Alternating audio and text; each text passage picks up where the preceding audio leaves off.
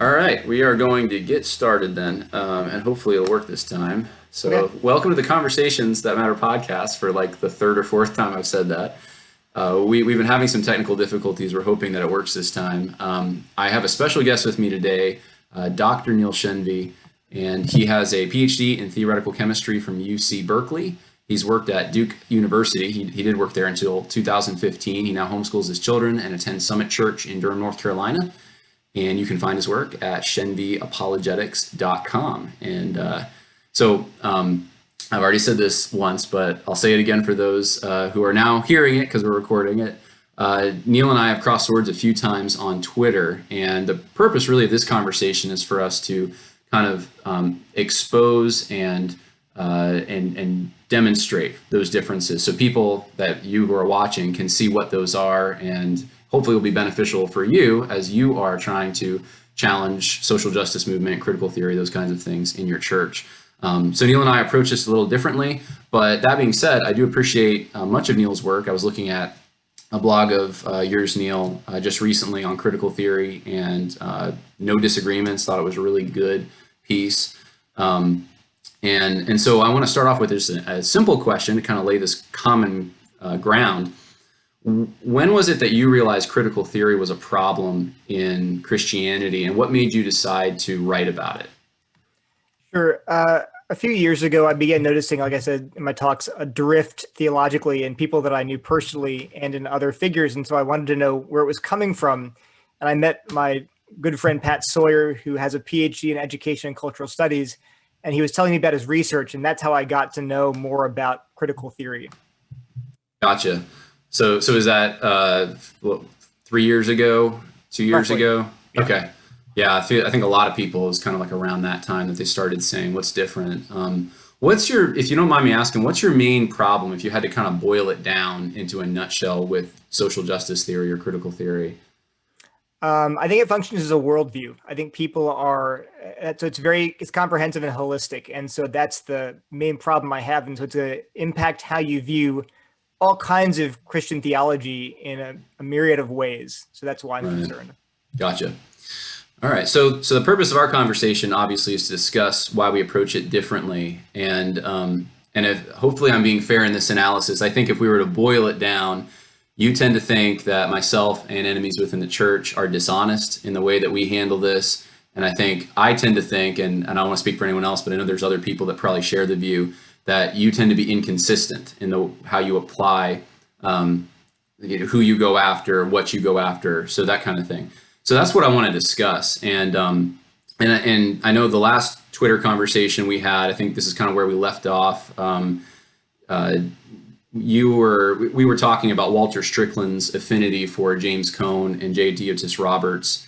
And we can start there if you want, or I know you had some things you wanted to bring up. So if you have an example that you want to talk about, if it's one I'm familiar with, I should be able to interact with it and we can dive into it. So how's that sound? So, yeah, that's good. And so thank you, John. I appreciated your very ironic tone in your last podcast, although you were critical of my work, and that's fine. I encourage dialogue. I encourage people to critique me and to read both sides. It's totally fine.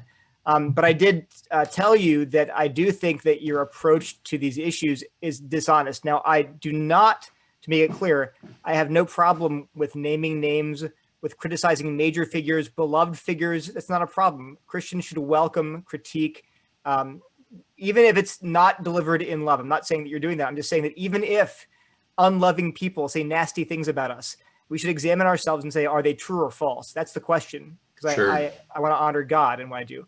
Amen. That's not my issue with, well, you're attacking people that I know and that I care about. It's not my concern. My concern is, again, with the honesty of the narrative you're telling. And I prepared a really brief sort of montage, and I'm hoping, and I told you, I tried to, just so the listeners know, I offered to discuss these things privately, and you really wanted to have me on your show. So I'm not springing things and surprising you with anything that I'm going to present tonight. We talked about it at some length. So just to make that clear. So Yeah. should I just show a really— Well, you can here. Yeah, I'll say this: anyone, and yourself included. Now, I don't have time, so I can't always vet through every email I get. But anyone is welcome to approach me, including you, Neil.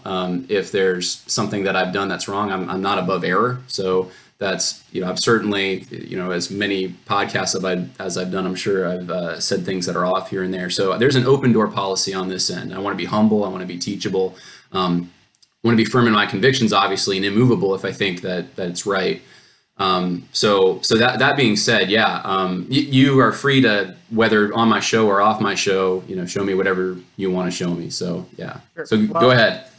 Can you enable screen sharing for me so I can show just this montage that I created? Sure. So I think go ahead. If I know how to do that, you're asking me to do technology. Let me see here. Share screen. Is it this? So just enable me to screen. You can. I think I did it. Did I do it? Let me try it. Yep. Thank you, John. All right. So there you go. All right. So this is a really brief montage that I created. Oh gosh.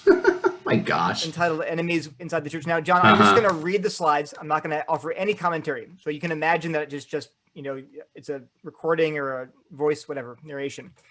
So here's a video on your Facebook page called "Why I Defend the Confederacy," and it's a 30 or so minute video about you defending the Confederacy. And here's a web page that you created called "The Rising Seed." It features a prominent Confederate flag and a quote from Jefferson Davis. And the mission is to honor the Confederacy and spread its message. And I'm verified that this was indeed your website. It's taken down now. But here's a quote from Alexander H. Stephens, who is the vice president of the Confederacy.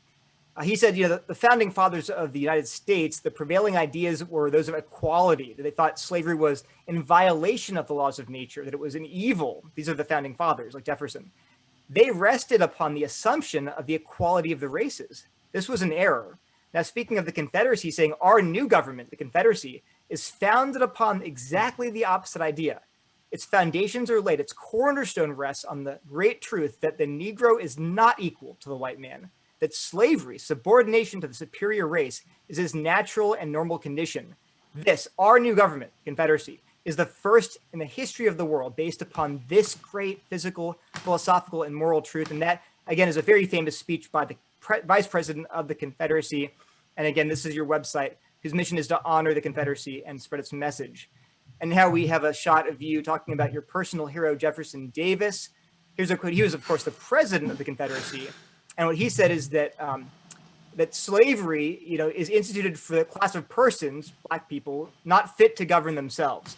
Recognize the fact of the inferiority stamped upon that race of men by the Creator, and from the cradle to the grave, our government, as a civil institution, marks that inferiority. How many more slides do you have? Because you already told me you weren't going to do this. Okay. No, I said that was very short, not monologuing.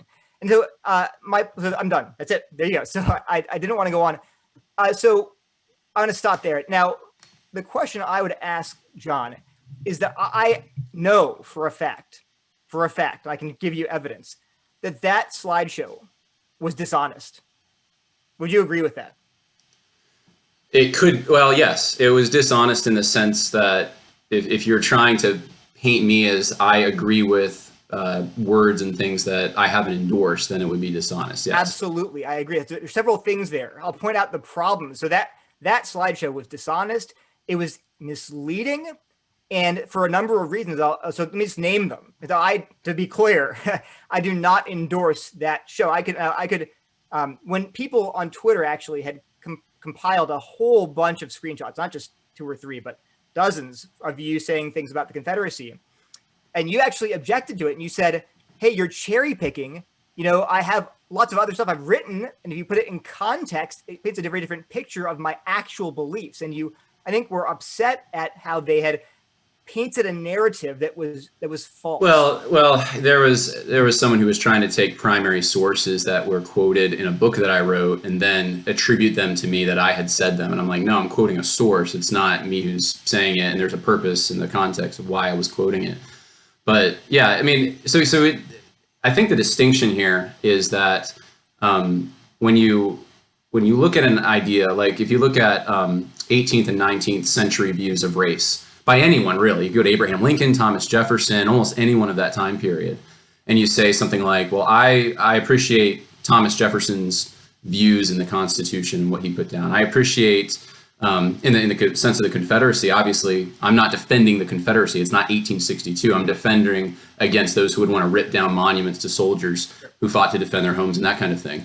So if you were to say, well, that means John must agree with everything from, if I said, let's say even Abraham Lincoln, if I said, I like something about Abraham Lincoln, you said, well, John must endorse Abraham Lincoln's views on race. Well, that would be dishonest because they're not fundamental to Abraham Lincoln. They're not fundamental to Thomas Jefferson. I would argue, and I could argue very well, that they're not fundamental to the Confederacy either. Despite, there's actually a big dispute about that Stevens speech. He even said later he didn't say those things. But here's the main issue, though, in all of this. When you have a guy like Jarvis Williams or Walter Strickland quoting critical race theorists or liberation theologians, they're not quoting books that they wrote on hiking or camping or fishing or some unrelated thing. They're actually taking the heretical ideas themselves and then they're using them to corrupt even the gospel. And I would be as so bold as to say Jarvis Williams definitely does that. Let's get to that though, but I want to. But that's a huge difference, Neil. Okay. Well, let's examine that. So I think the problems there were manifold in that montage. The first is I called you an enemy. That's a very serious charge. So to call any professing Christian enemy a wolf in sheep's clothing, which is what when you say this is the montage that begins with enemies within the church. I know on Twitter you said, well, I'm not calling Strickland an enemy. I'm saying the enemy is Marxism. I'm not calling. I didn't say that. No, I said that the enemy.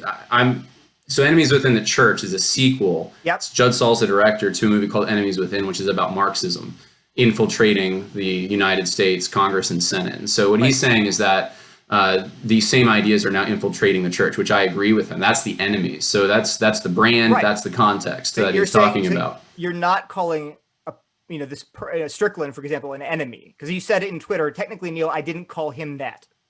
Yeah, I'd say false teacher. That would be more a theological word that I would use. I didn't label the movie or the documentary, but I wouldn't. I mean, if I did, maybe I'd call it false teachers in the church or false teaching in the church or something like that. They're different biblically, right? Because false teachers are actually wolves. They're not sheep. They're not Christians. So would you say that he's maybe teaching false things? For example, R.C. Sproul's a Presbyterian. He's not a false teacher.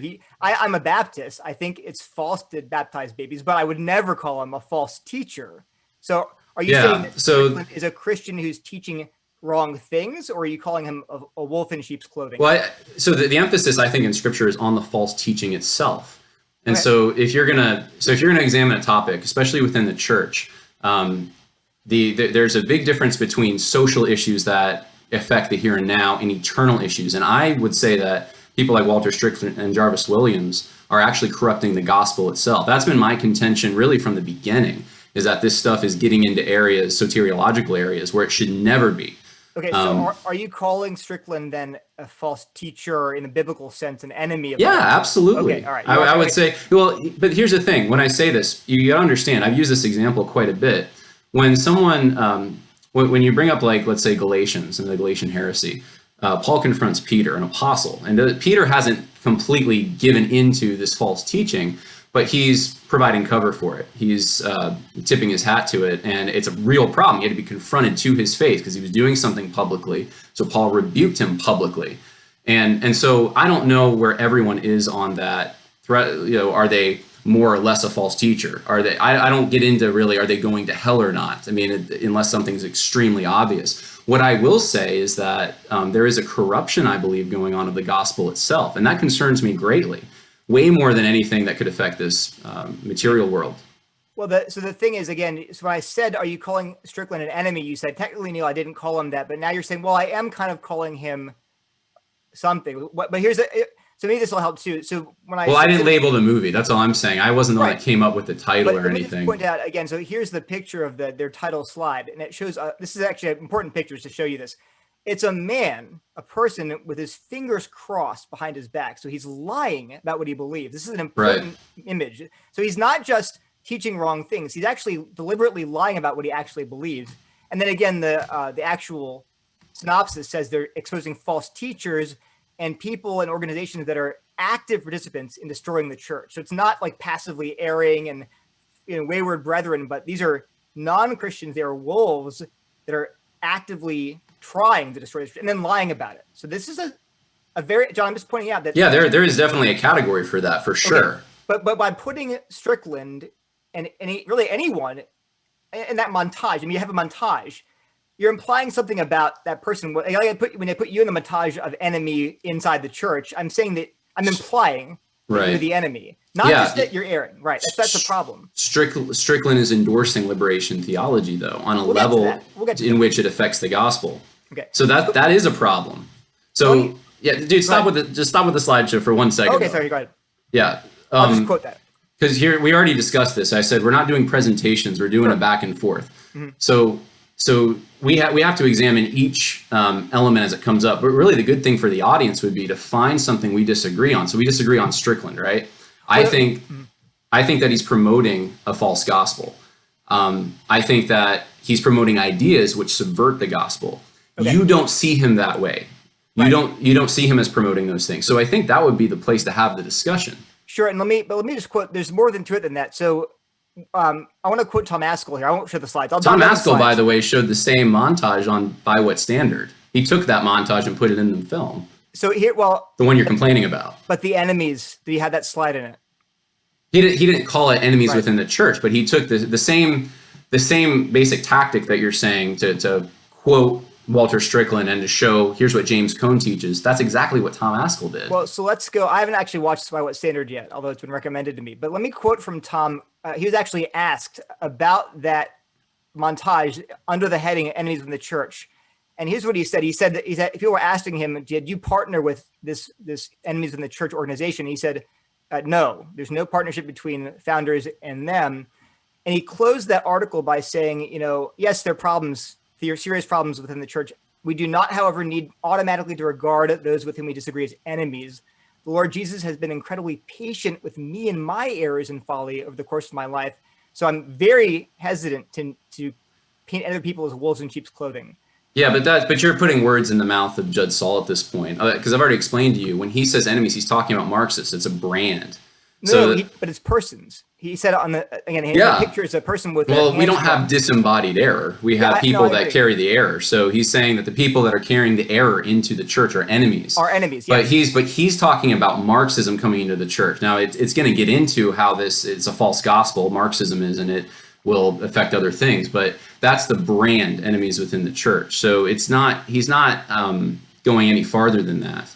Well, but he's calling these people false teachers. I'm calling them false teachers. Yeah, that labels them enemies and active participants, not just erring brethren, but wolves.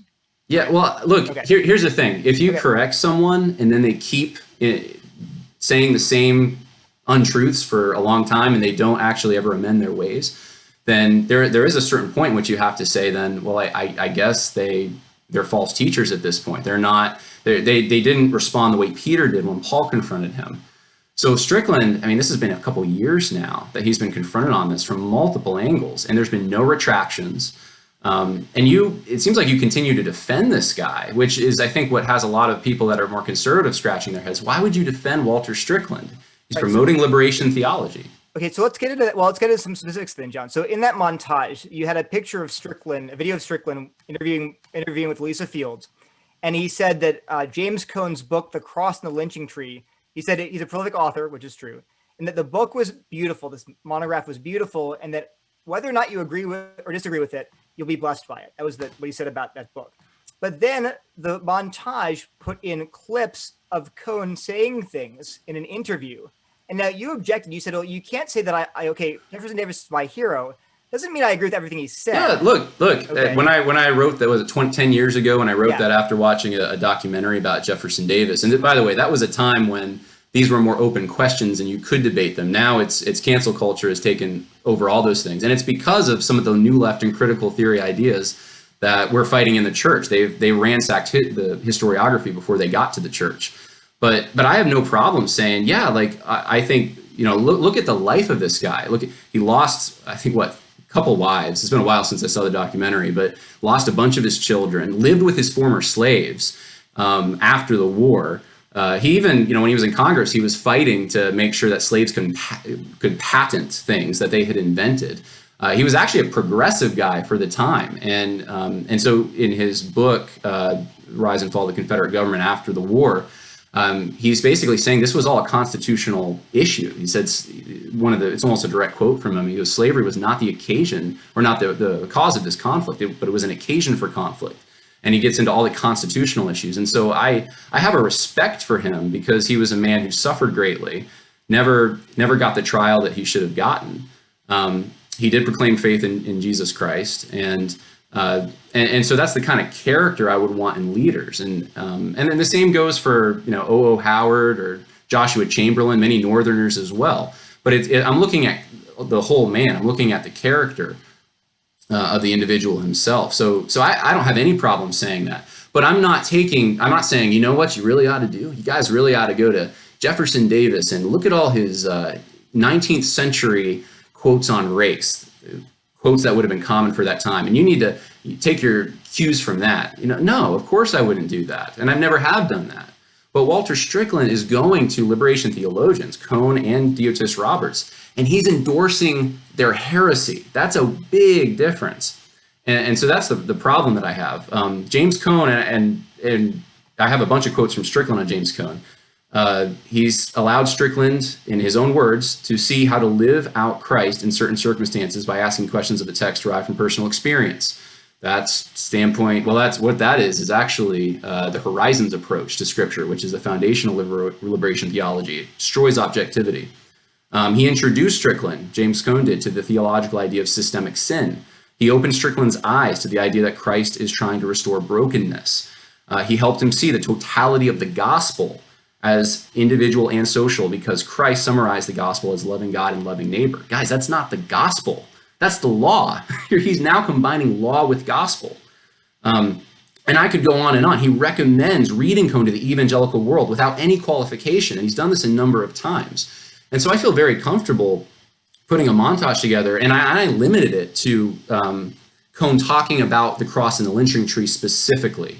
I didn't go past that, but I could have. But it's just, here's Cone talking about his book.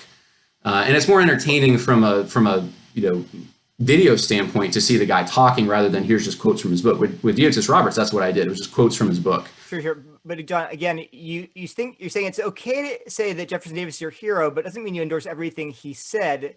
But well, it's okay to say Thomas Jefferson's your hero too, right? No. But I'm not going to say, go read what Thomas Jefferson said about race here, something that we would both disagree with. But John, so I'm saying you have to use the same standard. I am. Equal weights measure. So you can't then quote Strickland endorsing, say, a book. And by the way, the book itself, it's mainly, and I'm not trying to whitewash Cone. Cone was a heretic, undeniably. But the book is actually not mainly about Cone's theology. It's mainly about, it's a book of historical theology about other people's theology. And some of the theology in the book, it's other people's theology, is actually orthodox. And there's stuff about how he says, Neil, he says the gospel is found wherever poor people struggle for justice. Yeah. In the book. That's a denial of justification. No, I totally agree. And so when Cone talks about his own theology, yes, it's heretical because Cone's a heretic. But in the book, if you look at the chapters, the chapter on like theology of black and full of black spirituals and blacks who are being lynched, like praying to Jesus and saying, I'm at peace because Jesus has saved my soul. That is not Cone's theology. Because he says the cross and the lynching tree interpret each other. There's a soteriological element. That's the reason he's telling these stories. That's what liberation theology is about. Listen, but John, the point is you can't say because Strickland thinks the book is beautiful, therefore he endorses all these other things. First of all, that Cone says not in the book, but in an interview about the book. Right? Well, and then, there's a number of quotes out there from Walter Strickland endorsing James Cone, but it's not just one book that he's saying, well, this one book. And he doesn't even give qualifications with that. It's a heretical book. The purpose of the book is heretical, Neil. Will you admit that the purpose of that book is a heretical purpose? I think so, yeah, because Cone's, again... Why would you endorse it? John, listen to me. Let's go. You said he never makes an attempt to correct or offer any pushback against Cone. Is that... I did not say that, no. So he does. It's very vague, and most of it's after the New York Times article that he got in so much trouble for that. John, he says, well, there's things I would disagree with James Cone on. So that interview was in 2016. I think, yeah. And then listen to this omitted clip from the video. Lisa Field says, when I was reading through him, Roberts, because the video portrays Roberts and Cohn as basically be on the same page. Roberts is a rank heretic, and yes, he says that Roberts is better. I know. Listen. Yeah, when I was reading through him, Roberts, he critiques Cohn and gives him the same critique of Cohn that I was giving many times. Cohn, I believe, goes a little far left than I would like to go, and Roberts reels Cohn back in. Strickland says, definitely. When we see Cohn interacting with the Black Power movement, he lets that ideology really engulf his theology. So Strickland says Roberts is critiquing Cohn. And actually, if you read it, Roberts' preface, Roberts says, yeah, most of my critics, they read it and like saying I'm pushing back against Cohn. That was how the book was interpreted. That's certainly how Strickland's reading it. He's saying Cohn's way off here and Roberts is bringing balance and pulling him back. And he says another quote too. He says, Roberts is locking horns with Cohn. He's saying my Christian faith, Roberts is dominant over my desire to do all this violent stuff. So Roberts says protest, yes, but in a way that's aligned with Christian scripture. There's a direct quote from Roberts combines works with the gospel. He is a heretic. I can read you the quotes from the specific books, even the one that Walter Strickland says it is his favorite book, theological book of all time. That's a direct quote from Strickland. It's heresy. Listen, John, I've read it. You said, a quote, there is no effort to contradict any of the heresy, Marxism, etc. in this video, but you left out the parts where he actually says, yeah, Roberts is contradicting Cohn here. No, look, not Roberts, Strickland. No. Strickland quotes Roberts as contradicting Cohn. So yes. He's saying yes, and he's saying affirming, yes, I agree with you, Lisa, definitely. Roberts is but Roberts is a heretic as well. He has the same problems that James Cohn has. So the disagreement between them is not a significant disagreement, not significant enough to say, well, one's orthodox and one's not. Neither of them are orthodox. Yeah, I agree with that. He definitely denies inerrancy, but I'm pointing out here, like, there's a pattern. You're omitting things from the montage, or not you, I don't know if you created it, but there are things omitted from the montage that would actually contradict things you said about the montage. And then let's go into this further too. Like what? Like I said, like these quotes saying, actually, Cohn and Roberts are not on the same page here. That is irrelevant, Neil. That's absolutely irrelevant. They're both heretics in the same way, in the same sense. Just because one's a little farther left, and because Strickland said, I don't like that one, he's a little farther left, that doesn't matter. So, but John, again, you protested against leaving out context from that montage that I created. You said you can't just leave out stuff. I said, well, how about this? It's not about context. It's so in the narrative that you tried to weave about me, though, was going back to sources that, like I said, these are not sources that would be fundamental to whatever I'm endorsing. That's the difference with Walter Strickland. He's going back to sources, and he's actually pointing at the heretical sources and endorsing those. I've never done that. You did endorse the Confederacy, and the vice president says it's grounded and rooted. This is the cornerstone of our government. Well, I've already explained that to you, though. I defend the Confederacy against those who would want to rip down the statues to brave soldiers and those kinds of things. We're not in 1861. I'm not out there. There's no Confederacy's long gone. As far as the quote from Alexander Stevens, that's a disputed quote. I mean, I could take you to a number of other places like Ethnogenesis, or For Causing Comrades, a secondary source that talks about why the soldiers fought. Or we could go to, the reason there didn't have to be an invasion just because there was secession. I mean, we could talk about all sorts of other speeches that talk about states' rights and, secession itself being a constitutional right, and that's ultimately the reason they were invaded. So you want more context, more. Well, what you believe this, you said these. But look, we could do that about America, Neil. We could say the American flag flew over every slave ship. 1619 Project. That's exactly what they're doing to America right now. And people say, whoa, hold on. You can't do that because these were not fundamental to America itself. You're just taking quotes here and there. I'm not taking quotes here and there with Strickland.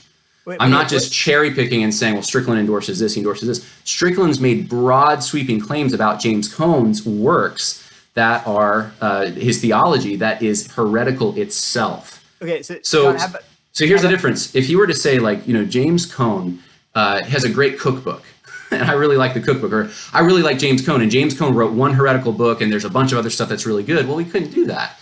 But James Cohn all he writes are heretical books. He's known as a heretical guy. There's nothing useful in James Cohn's theology as far as, he's not even a Christian, and Strickland is specifically saying he's opening his eyes to gospel things. he's helping them understand the gospel better, and that evangelicals should hear the voice of James Cone so they'll understand the gospel. That's the difference. So, for example, when Strickland's been asked about why even read James Cone? What's the point of it? What do you appreciate about him? And he actually says, and he said in the quote you read, he was the first theologian that Strickland encountered who talked about systemic sin. Now, you believe that systemic sin can't exist. Like, you've gone on record as saying the American slavery system was wrong. That system was wrong. You've said that, right? Yeah. Well, if you can point out a specific law or something like that, you can say, well, you can point out that law and say, well, that's creating a system that's wrong. Sure.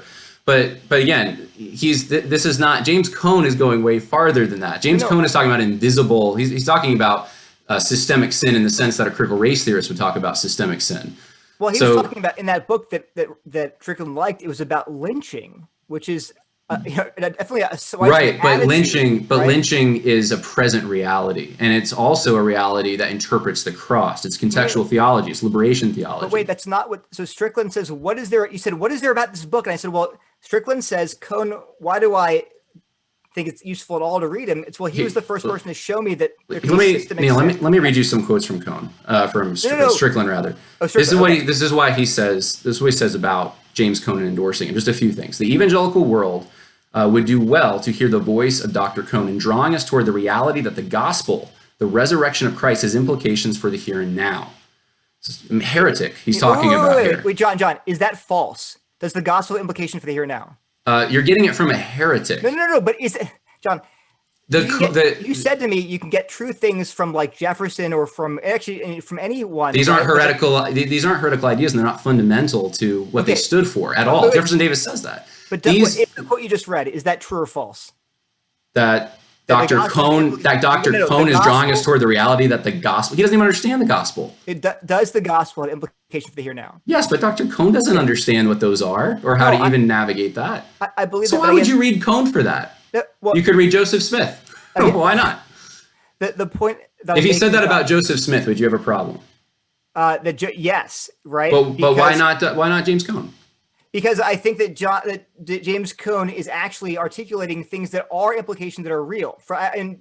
Joseph Smith, if Joseph Smith wrote a book saying, "Oh gosh, what did he write even?" Well, tell me what you agree with Dr. Cone then. What is it that you say Dr. Cone was right on this?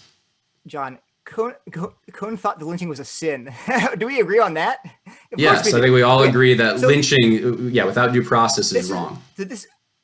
I hope lynching is kind of always wrong because it's. Yes, but that's what lynch by definition. That's what we think of lynching. Good. Yes, I'm just checking. Okay, the point is, John, maybe it's a difference in our attitude in general. I think that obviously Cone's a heretic, but even heretics can say true things, and we can. And again, this is maybe you don't believe this. We can learn even from heretics. Now we have to be very careful because but we don't learn heresy from heretics. No, that's the difference. But wait, but what you just quoted, the gospel's implication for the here and now, is not heresy, right? He doesn't understand. You're talking about a guy who doesn't have the same gospel as you, Neil. When Cone is talking about the gospel, it's not the gospel that you and I are talking about. That's right. It's a different gospel. Can we then say, yes, his understanding is faulty, but when he says that this gospel, our gospel, has implications, can I realize that? Can I realize it speaks about lynching? And yes, I can realize that. And if you need to read a liberation theologian to find out that lynching is wrong. I don't get this. No. I think that, so I don't know why, but Strickland says that the first person he talked about, who he encountered to talk about systemic sin, was Cone. And I don't know has he read Calvin? I mean, I think Calvin talks about systemic sin too, but the point is, and the Bible talks about how sin can infect cultures and create all kinds of wickedness in the culture. But the point is, when Strickland is asked, what do you take away from Cone? He doesn't take away. I need to be clear on one thing too. Yeah. Real quick, when you say systemic sin, I don't know if we're on the same page on that. No, I mean, because when James Cone talks about it, I don't know if you agree with James Cone, but they're not talking about something that like an individual human being's heart sinning, you can point to it codified itself in a law necessarily. They're saying that there's a whole system that you don't even always see. It's an interest convergence and all that kind of stuff. It's an invisible system that allocates privilege and those kinds of things. I don't agree with that. I don't agree with, but I don't think was Cone saying that. He was writing this is like, well, I guess But he applies lynching. He applies lynching to the present, though. He said it carries on to the abuses that go on. It's the hood. It's the ghetto. It's it's all the same. It's all lynching. And then he extrapolates it back to the cross, and that the lynching interprets the cross. So lynching is a more esoteric theological category that he's creating from, this is liberation theology, the contextual theology of an actual space and time occurrence, lynching. But John, when you say what Strickland actually says he takes away from Cohn, you're saying, well, he doesn't really take away that, he takes away something else. But he says, now, let me give you an example. It's a different gospel. I don't know why this is so hard, Neil. Like you don't have a problem calling me out or enemies within the church out, but you will defend Strickland to the teeth. I don't get this. Because listen, you're not listening to what he's saying. He's not saying Cohn preached the gospel. He's saying what I learned from him, he learned is orthodox or interpreted it in an orthodox way, but Cohn was not orthodox. And let me give you an example of, and you said this, you said it on Facebook, you said he's positively promoting liberation theology. And the example, the number one slide you gave, the first slide of yours, 37 slide syllabus, which there was a syllabus that Strickland has for a course in liberation theologies. And he has Roberts, he has Cohn, he has Gutierrez and Clifford, but he also has Anthony Bradley on there. Have you read Bradley's book, Liberating Black Theology? Anthony Bradley, I haven't read Anthony Bradley, no. Okay, because you said, well, he's positively promoting liberation theology. Strickland is, okay? Bradley's book is just this scathing denunciation of liberation theology. I found that hard to believe from Anthony Bradley. I thought, wait, listen, I want to read some quotes to you because I thought you probably heard Bradley's name on Twitter and thought he must be promoting it. No, Neil, hold on. We got to move on here because... Wait. I want to read some quotes because again, you pointed to this as evidence it's being positively portrayed. Bradley says in that book, the major flaw of Black liberation theology is that it views people perpetually as victims, perpetuates a separatist and elitist platform. So he says things like, Black theology, when the Black person is victim remains the starting point, Black theology predictably continues to veer further away from historic Orthodox Christian theology. The whole book is a ringing condemnation of Cohn and Black liberation theology. Which would make no sense then if Strickland is saying that Cohn's helping him understand the gospel. But it would make sense. Listen, John, this is the key point. It would make sense that he would have a book on his syllabus that rips apart liberation theology. If Strickland is saying he's taking away things from a known heretic, and yet the things themselves are consistent with what we believe. What are the problems with liberation theology? What are the problems with theology turns the gospel into a political gospel, basically. That's okay, but what else? What's specifically though? What does liberation theology do that corrupts the gospel? And how does it undermine the Bible itself, scriptural sufficiency and inerrancy? Okay, well, there's tons there, but it would reinterpret scripture through the oppressed experience. Hermeneutical spiral, right? It would also, it's more than that though. It would also say our primary problem is not sin, it's oppression, political oppression. It would mean salvation then is reinterpreted as Here's the thing though. Because Samuel Escobar says this, who's a evangelical, he believes in evangelical theology of liberation. He'll say, I'm not a liberation theologian, but then he endorses the same kind of horizons approach to interpreting scripture, which does not give you objectivity at all. It is a subjective approach. What he ends up doing is he engages in syncretism. He takes this one approach and says, this is part of the gospel.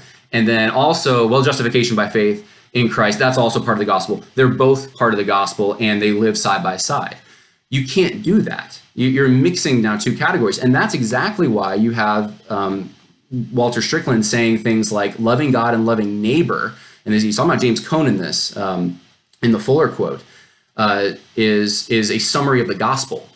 Cohn or for Strickland? Strickland's saying this. That is a law category. Is Strickland quoting Cohn? Strickland says that Cohn helped him see the totality of the gospel. So totality, right? So he had only a part of the gospel before. He didn't have the whole thing. So in other words, he had an incomplete gospel. That's a big problem, right? He's saying Cohn helped me though see the totality of the gospel as individual and social. So he's saying that the new category, it's not just individual, it's social now too. Because Christ summarized the gospel as loving God and loving neighbor. That's not the gospel. That's the law. Yeah, That's the Galatian heresy. You start mixing law and gospel, you're going to end up with a works gospel. Now, this was in an interview that he made. This was, I believe, in 2018, at the end of 2018, through his podcast at Kingdom Diversity. So this is part of what he's getting from Cone, and this is heresy. Okay, and go ahead. Yeah, I'd agree. So if he's mixing law with gospel, that is very bad. But John, what I'm trying to point out is I would need to see the context, because from looking at how you've used these quotes and montages. Well, I can send it to you. Yeah, that's fine. But it's already been out there for a while. It's literally in the notes for the Southeastern montage. The full quote for it. But I'm pointing out that in those notes, for example, was Strickland recommending Bradley's book, which eviscerates liberation theology. It's in there, but it doesn't. I don't look. But John, you didn't catch that book was is Strickland then just contradicting himself all over the place? Should he be teaching theology if he just contradicts himself? That makes no sense. Yeah. So wait, just hold on, John. My point is he's teaching a class on liberation theology. So there's textbooks you work through to talk about ideas. Those aren't all endorsements of all the ideas in those textbooks. There's other quotes from Strickland where he's sharing his personal views. Those are the ones I'm pulling from. I don't know why you want to go back to the syllabus, because that's really kind of irrelevant. You cited it as an example of how he's positively teaching liberation theology, and yet it contains a book that you hadn't read the syllabus shows that they're teaching a class on liberation theology at Southeastern. It doesn't show Strickland's personal views. But Strickland's personal views are in the podcast quotes. They're in the interviews that he does. And I've watched all of them. I've done transcripts of them. I've looked at all of them. Those are what concern me. Okay, well, let's go. So I don't know how he feels about Anthony Bradley's book. I don't know how he teaches all the other books that he does in that liberation theology course. He's just exposing students to ideas. Okay, but that's my point, John. So if you don't know, then why but his personal views he's given, so we should believe him when he says things like what I just quoted. Okay, this is important, John. This is other thing. You say, well, let's trust him when he talks about his actual views, right? So I agree. The syllabus itself, because it has apparently a mixture of things, and so it doesn't really tell us either way, including a book that slams liberation theology. But when Strickland has been asked about his personal beliefs, he says, look, I believe the Bible is the word of God, and I'm committed to the Baptist Faith and Message 2000. Neil. Now, here's the key. I know. Listen, I have the quote from you.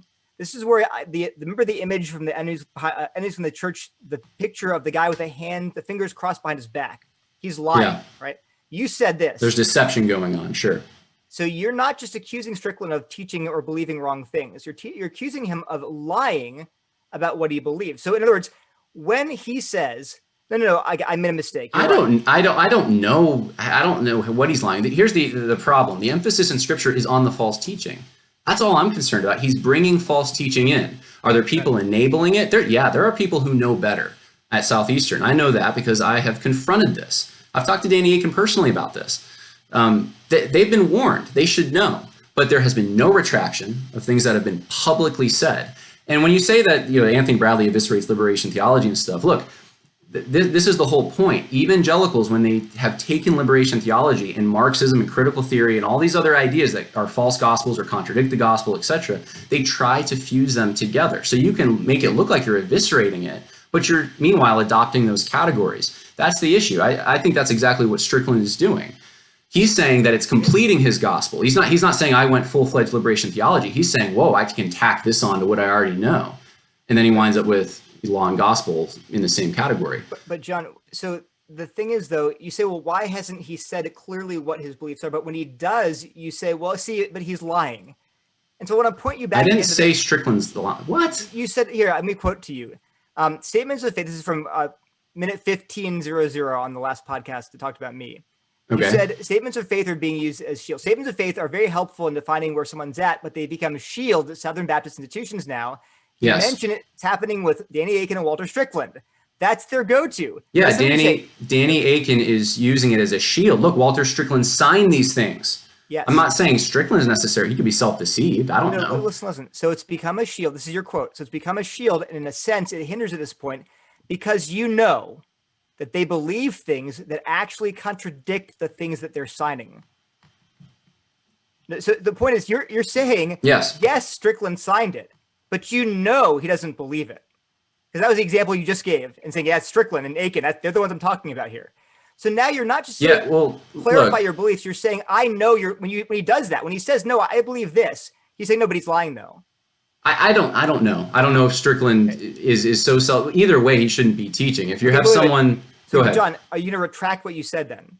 Because you said that they believe things, they actually contradict the things they're signing. You say, well, I actually don't know that. It's fine. I mean, sure, I'll amend it. I'll say this. Yes. I find it very, very, very hard to believe that Walter Strickland, after years of being confronted on this, doesn't know how it contradicts, or it hasn't been pointed out to him in such a way that he can understand. I find that exceptionally hard to believe. Is it possible that he's ignorant? Sure. My main point, though, is that, again, this goes back to the image of the man with Danny Aiken does know. With his fingers crossed. Because when people do clarify, and so, for example, when you said, well, on Twitter, people share that montage thing or things like it, and you said, hey, I've spoken out against racism.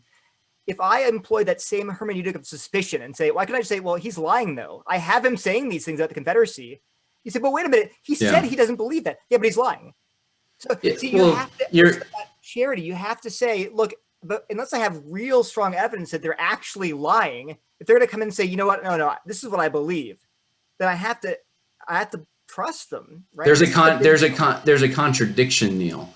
So you have to make sense of this too. If he is promoting heresy, which it seems like you've admitted on some level at least, then why is he signing a statement of faith that would seem to contradict that heresy?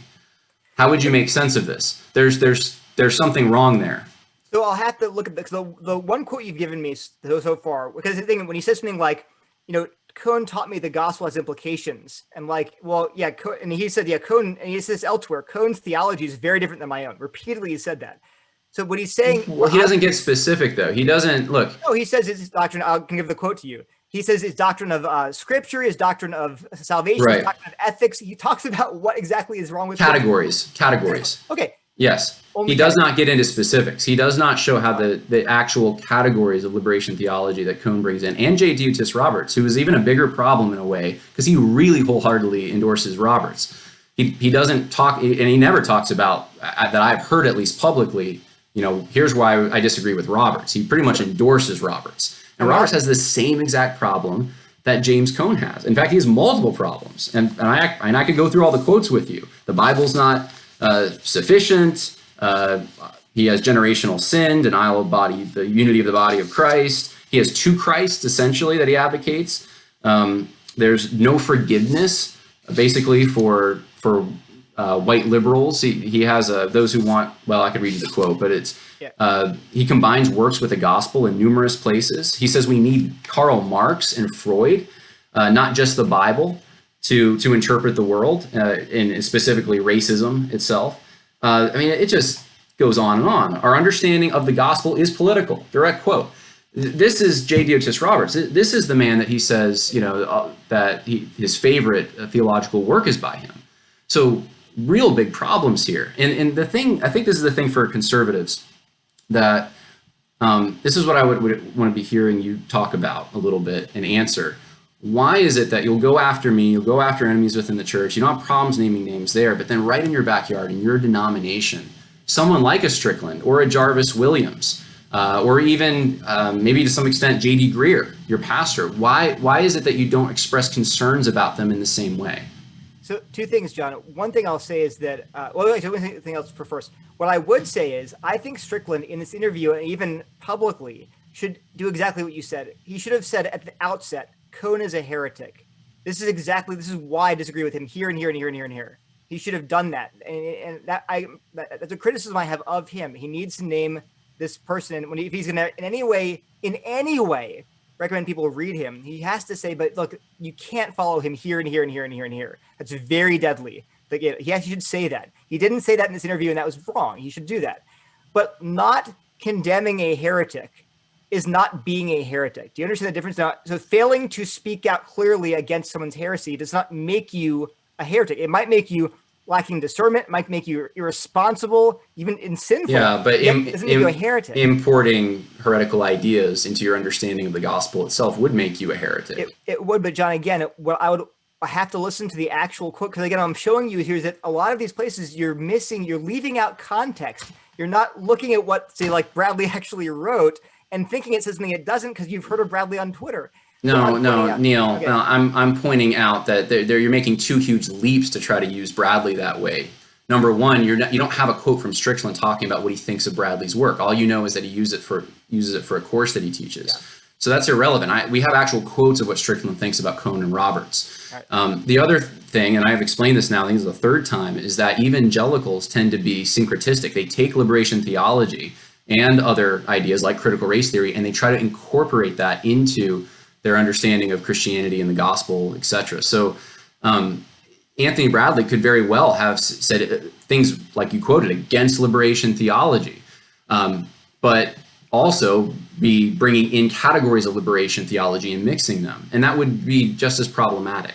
So that's, in my mind, that's just as irrelevant. He's recommending Christians read Cohn without qualification, specifically because they're going to understand the gospel better from reading a guy who doesn't understand the gospel. He does the same kinds of things with J. Diotis Roberts. There's a lot of quotes. I can send you a PDF on it if you want. Why don't we just say this is heresy? Or if you don't want to use that word because of the connotations, just say this is false teaching. And I'm really concerned. I'm concerned about this coming into the church. And man, I'm going to make a stink about this. I'm going to really, it's never been retracted. Doesn't that concern you? So again, what I would just say is you have to judge people by what they're, again, I am willing to look at what Strickland's actually said. But that's what I'm reading to you. Yes. Right. No. But because you're often saying things like he recommends this person says this. But wait a minute. For example, I'm a big fan of C.S. Lewis. I really am. I like C.S. Lewis, right? His theology and mine are very different in serious ways, very serious ways. And if you compiled a list of all the crazy things C.S. Lewis has said, you could go through that. But you say, look, Neil keeps endorsing C.S. Lewis, and I do all the time. I quote him. But I would be like, no, I totally disagree with him. Is C.S. Lewis, is he known for, and is his contribution to theology only heresy? No, right, but John, no, it's Does not. C.S. Lewis understand the gospel? Is he a Christian that has issues with okay, that's a big difference. but John, I still want to insist on this point. You have to, just because I quote anybody, and you can say, well, I can quote and admire Jefferson Davis, but it's not the core to who he is. Okay, fine. But I also make the point that I can love and admire. Look, you can admire Thomas Jefferson or Abraham Lincoln. They had the same kinds of views on race. Yeah. But you're not admiring them for their views on race. Right, but that's Walter Strickland is admiring James Cone for his liberation theology. But John, that's what I'm saying is that's when he says why. I say, Strickland, why do you admire James Cone? He points you to other things. I keep telling you that. Look at it was actually said, not just who he's recommending. But John, here, I want to say one more thing. You said, why do I go after, say, you and not Strickland? But I remind you, I didn't go after you. And I repeatedly said we could have this conversation in private, and you wanted me to come on your show. You've done it on your group on Facebook. I was saying me and enemies within the church. Right. And why do you have you don't have a problem? I mean, blasting them if you want to, but Strickland you're defending. It's a reversal. No, so John, listen. And we're not promoting heresy. So right. So I am doing that. So first of all, it was a group, and oftentimes Judd will post videos and other people will comment, and I will too. But again, that is a closed group, number one. And number two, you're acting like I haven't had discussions with some of the people you're naming. But no one publicly, but look, there's been no public retraction in any of this. But John, and also I wanted to not do this public with you too. I wanted to do it privately, but you could have done that. You could have done that, and it's not like I wanted it. I just invited you. Look, I didn't even show it, but you basically you had emailed someone. My popularity was you didn't like that. You didn't like the way I approach things, and I don't even remember all of it. But it was then that I was like, dude, like I appreciate you. It seems like more than you appreciate me. Like you're welcome to come on my program anytime. But John, no, and then last week you emailed me and you're asking me about, was this my blog? Did I write this book? Those kinds of things. And I'm like, look, I think we should talk about the things that separate us so people can see the different approaches we have. We're not doing presentations on the program. We're interacting. Sure. That's kind of where we left it. I kept saying to you, John, I told you I was going to talk to you about, misleading montages and about omitting important quotes and omitting things like things in the syllabus. I said this repeatedly, so privately, and you kept saying, come on your show. So I'm here. I didn't keep saying it. I never kept saying that, Neil. I said I'm looking forward to having you on the show. And you could have told me whatever concerns you have off air, on air, doesn't matter. I said, I'm willing to talk about anything. I just don't want you doing like a long presentation on something because we're supposed to be interacting. That's all. And we are interacting, and I'm glad we're interacting. I don't feel like we've gotten many places because we've been stuck on Strickland. Yeah. But I mean, look, we could. So here's the deal. I have a lot of quotes from Strickland, from Jarvis Williams, even some from Greer and stuff. All problematic. All quotes that I would think someone such as yourself, who says you're really concerned about these things coming into the church, would say, you know what, like, I'm going to have to oppose these things. I'm going to have to, and you're telling me you're privately doing that, if I'm understanding you correctly, but there's been nothing publicly said to correct public error. And that's kind of the issue that I have. Paul opposed Peter to his face. It was a public thing. Jesus corrected the Pharisees publicly because they were in public error. And so I think that should be the model that we take. And sometimes it means naming names. Sure. Paul did that. Nehemiah pulled people's beards out. So I'm not saying I have a problem. I'm not saying mine's a little short. I'm not saying I have a problem with people naming names and being mean. I don't. It's not. Being mean is right, but being blunt and candid, it's not a problem. It's biblical. Okay. So is being winsome and gentle and kind. It's also biblical. It's different. It's wisdom when you use which. But I'm saying here again, I think the theme here is that you're not applying the same standards you want used of yourself to other people. Yeah, I think I am. I think I absolutely am. Yeah. Well, let's move on because I do. Yeah. On a time. Look, Neil. If you look real quick, if you said I defend America. Yeah. I love America. I love the founding fathers. And if someone were to just start pulling up all their views that would be out of sync with the views of 20th or 21st century people, then I think you'd rightly say, well, clearly, even in common parlance, that's not what I meant. And here are the things that I meant, because those views that you're pulling up are not fundamental to America or who those people are. That's a very different thing. You look at a book like Liberation and Reconciliation by J.T. Tiss Roberts or James Cone's Across the Lynching Tree. I don't find the redemptive things in there. The whole purpose of the book is a heretical purpose. And that's, to me, that is the key difference. So I'm fine if someone wants to say, yeah, John, he supports the Confederacy because he, this is what he said about some of the figures of the Confederacy, and this is what he says about Confederate monuments staying up and these kinds of things. Yeah, sure, I'll defend that. But that I'm not saying that 19th century views on race are things that I just really want everyone to read because they're going to understand race better if they read these sources from the 19th century.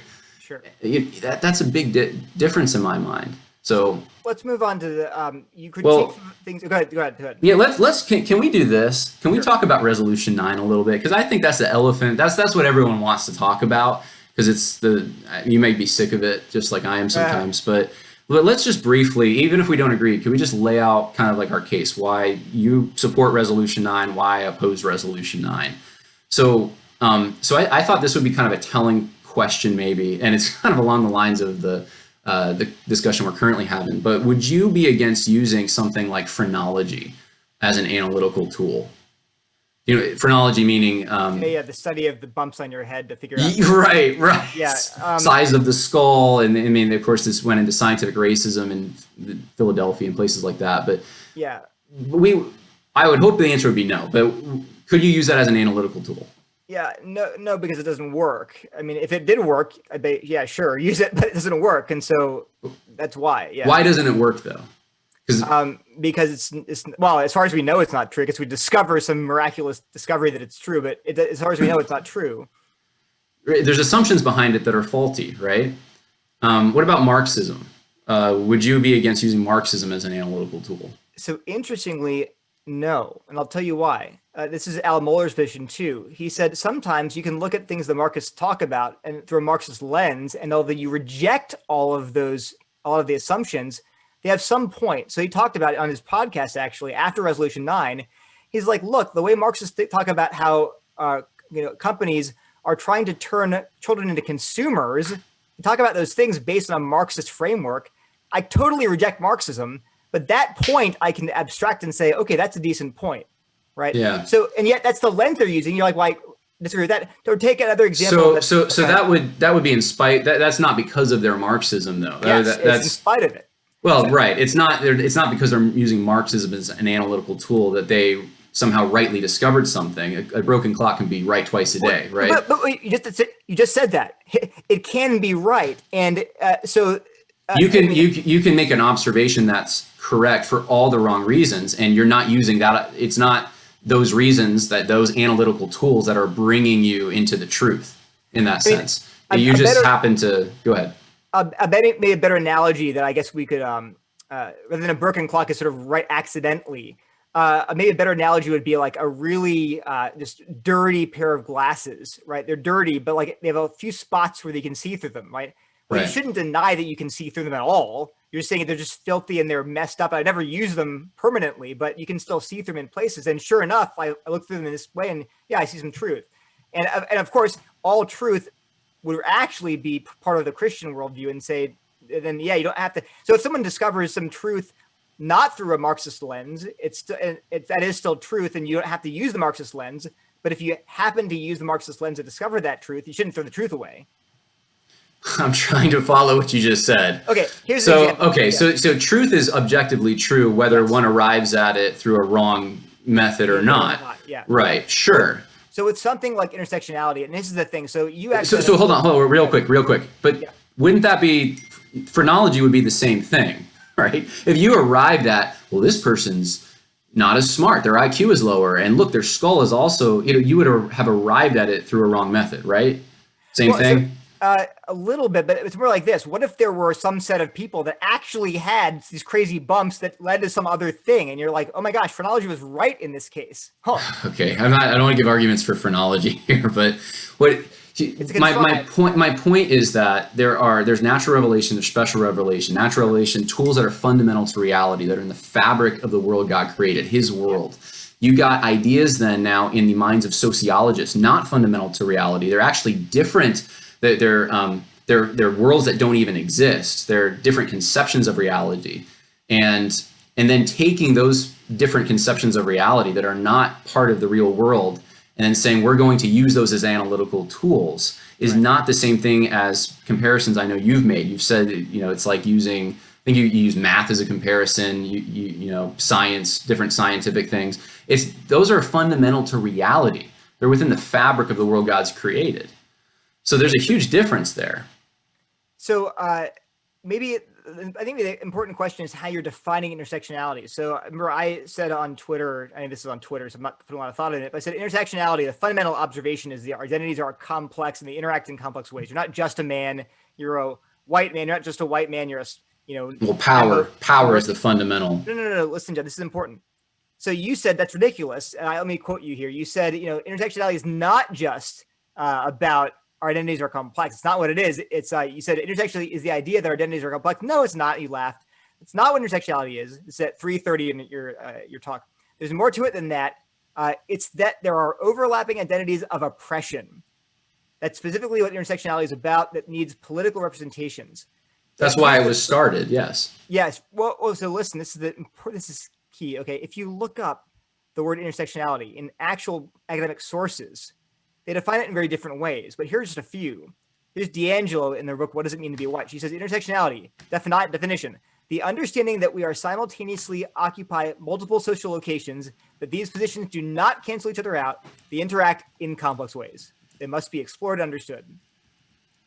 So here's the interview. Right, but here's I think, was it Bilge or who was it that you brought up? There was Collins's book, I think, which I was reading at least in that section, and they specifically talk about power. And if you read the book, all their applications, all their examples are power dynamics. Yes. And that's what intersectionality is. So actually, no, though. So Bilge and Collins talk about how eugenics and white supremacists can use this. Right.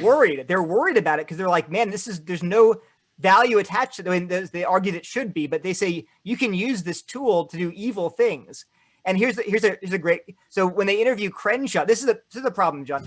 So people have taken that idea of whatever you want to call it. So Crenshaw's idea, and they've used it in all these crazy different. They've changed it, they've manipulated it, they fiddle with it, and they actually Vox interviewed Crenshaw, and she's like, I don't even understand what it is anymore. So Crenshaw, I know, but here's where it gets nerdy though, and this is where I think a lot of working class people just lose their eyes just glaze over, because this has a history. This came out of Kimberly Crenshaw Williams is a critical race theorist as well as someone who promotes intersectionality. It came out of the same pool, which trace back to New Left ideas, which trace back to cultural Marxism and Marxism itself. It's all part of this stream. And so when we're talking about intersectionality, it is a tool for a purpose. And the purpose is to address inequities. Standpoint epistemology is fundamental to intersectionality. They bring in all this other stuff when they're talking about this other philosophy, when they're talking about intersectionality. And so to bring up just one, here's the rote definition from this book. Well, there's a lot more going on than just that rote definition. But John, that is the definition they're giving. Now, other people give other definitions, right? But here's Ben Shapiro, the arch Marxist progressive Ben Shapiro. In that article, he said this: the original articulation of the idea by Crenshaw is accurate and not a problem. Yeah, I don't know. He could be wrong. Okay, but I'm just pointing out. Look. The word is so nebulous at times that you have to be careful with what you mean by it. Okay, and some people they mean things like you're saying. It's all about oppression and power dynamics.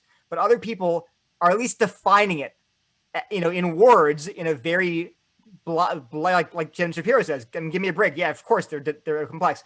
So all I'm saying is we need to be specific about what we're talking about. Okay, and so just saying it's clearly about oppression. Well, it depends who you ask. That's all I'm saying. So how would you have reworded Resolution 9 to say, there's some people who they just think it's common sense. Excellent question. So, because then I'm wondering, is it even intersectionality? This is just the way this is just common sense. There you go. Yeah. The way, what do you talk about? The nursery workers the single mothers. Mothers. Actually, it's an example that I think Collins uses the example of like a homeless mother. So it's like that's what they're thinking about. But it's not a power thing. You could have, let's say, a homeless, not a homeless mother, I guess, but a single mother, to use the example you gave, with tons of cultural power. Yeah. And they would still have unique emotional needs because they don't have a husband and it's God's design. So if we stick to the world as God created it, then we would see all those things. Those things would be obvious. You wouldn't use intersectionality to find that. Right. And again, this kind of goes back to like we're talking about with Strickland too, not to bring him back in, but the point is, I think that I'm more open to finding truth that has been marred and stained by sin and error and heresy, but it's still truth. We can abstract that truth and realize it all fits into a Christian worldview. We don't now it's tricky and dangerous. Would you do that with Mormonism? Would you do that with Mormonism? That's what the truth is. I mean, family values, they good marriage training materials or something, child rearing materials. Would you say let's use that? Yeah, so the example would be a good one. That's a great one, John. That's even better than, I think intersectionality is worse than that, but. Right, so here's the thing, John, it's exactly right. So what if a Mormon, actually, I think I used an example at one point. I said, if you found a great Mormon authored book about family values, there you go, right? Do you right, but use it? Do you recommend it, right? Right, but my point, the reason I brought that example up is because Mormons attach the nuclear family to their conception of all sorts of other doctrines, right. Christian doctrines. And so you would never recommend a book like that. You wouldn't say, you would say this is about rank heresy, because that's the whole motive. That's the telos. And that's one of the things that I think is important to me in this whole discussion is the telos of it. Where is this going? What's the purpose of it? These are tools. What are these tools for? Critical race theory, tool of destruction, of taking apart things. It imports the New Left critique. It's deconstruction. Intersectionality, a tool of construction. And it's going to construct the world along a different line than the creator has done it. It is about taking down the hierarchies and reconstituting an equitable, egalitarian world. That's utopian. That is not Christian. It's a false gospel when you get down to it. Would you agree with that? This is what we're talking about worldviews. So the worldview that produced critical race theory and intersectionality is totally antithetical to Christianity. But what I'm trying to do is say we can't write off actual truth that is truth just because it was promoted and propounded by these non-Christians. They often, and actually, so I won't get into it, but I think that process is very hard, and that's why I would never hand a Mormon book on parenting, say, to an immature believer and say, just knock yourself out here. Like, I would hand it to anyone. Well, no, but here's the problem, John. What you're saying then is you wouldn't forget Mormons. Even atheists have, or even non-Christian, all non-Christians by definition have a non-Christian worldview. Yeah, is what you're gleaning from them fundamental to their non-Christian worldview? But you see, this is where people like, this is where people would say, in some sense, and this is where I think sort of presuppositionalists would get things right. All these knowledge ideas are connected. You can't be like, well, math books are totally devoid of any content that comes from a non-Christian worldview if they're written by a non-Christian. Well, people would say, no, all of these ideas are connected. But Neil, you're this is in a denomination that has professors, one of them on the, at least one of them on the resolutions committee, who are using critical race theory as analytical tools in their work. In fact, Jarvis Williams has said he understands scripture better, the teaching in scripture on race, like from Ephesians chapter 2, because of critical race theory. So this is actually happening in real time in the denomination that I used to be a part of. You're still a part of. Right. But the answer there, John, is that this is what I would not want to do. This is why I want to be precise. And this is part of the reason I want to be precise. To say something like there is no truth at all in these disciplines at all. It's a bit like saying, how would you view biblical criticism? Are you for it or against it? And the answer, you can't give an answer. You're talking about higher criticism or lower. What kind of criticism? There's different assumptions, and there's different ways those tools work depending on the assumptions. That's exactly right. And so we have to be precise because we don't want to say, well, it's all bad or all good. We say, well, some of it's bad, some of it's good, some of it's like textual criticism, like what the actual text says. But would you agree that intersectionality, there's a postmodern element, there's a standpoint epistemology element behind that. There's unique circumstances, unique knowledge, unique level. I guess you don't want to say level of oppression because you're saying there's some people who claim intersectionality that don't say level of oppression. But there's at least there's a different spin on truth that you're going to have because of your context, right? That would get rid of objectivity as soon as you import the standpoint epistemology. It depends who you ask again, because again, I got to tell you, John, the literature is wide, and so you can't. Oh gosh! I know, I totally agree, John. Neil. Yeah. But look, I've. Okay, do you view critical race theory differently than intersectionality? Do you say like that's because you said you're so concerned about this coming into the church? I've heard you say that you're concerned critical race theory is coming into the church. Different? Well, I'm just saying, do you treat that differently? Do you throw that all out, but you're okay with intersectionality being used as an analytical tool, not critical race theory? So again, I don't want to throw anything out that contains any truth as a whole, like biblical criticism. I don't want to throw all of that. I want to say what is true and what. What about Nazism? Do we take Nazism and use that? Like, yeah, but that's are there some ideas that they're so bad? Ideas, yes, John, but like. Elements of truth, no. I think maybe this is a fundamental difference. But let me make it just one point here about Resolution 9. So I supported it because I thought it had some errors in it, right? But it was trying to parse out these different ideas very carefully. And also, the big thing it did was it said explicitly what was wrong with critical race theory and intersectionality. It says, here's the things that are wrong with it. I was like, thank goodness when saying that. I would have added Tom Askell's amendment, right? And he said if he'd added that amendment, he would have voted for the resolution also. So I would have added the amendment, right? And, but I think that resolution, in my mind, was at least saying the bad things and putting them out. That okay, overall, I would have changed some of it, but it was good. I'll quote from what I didn't see though is I wasn't at the convention, so I didn't see all of the back and forth that went into the resolution.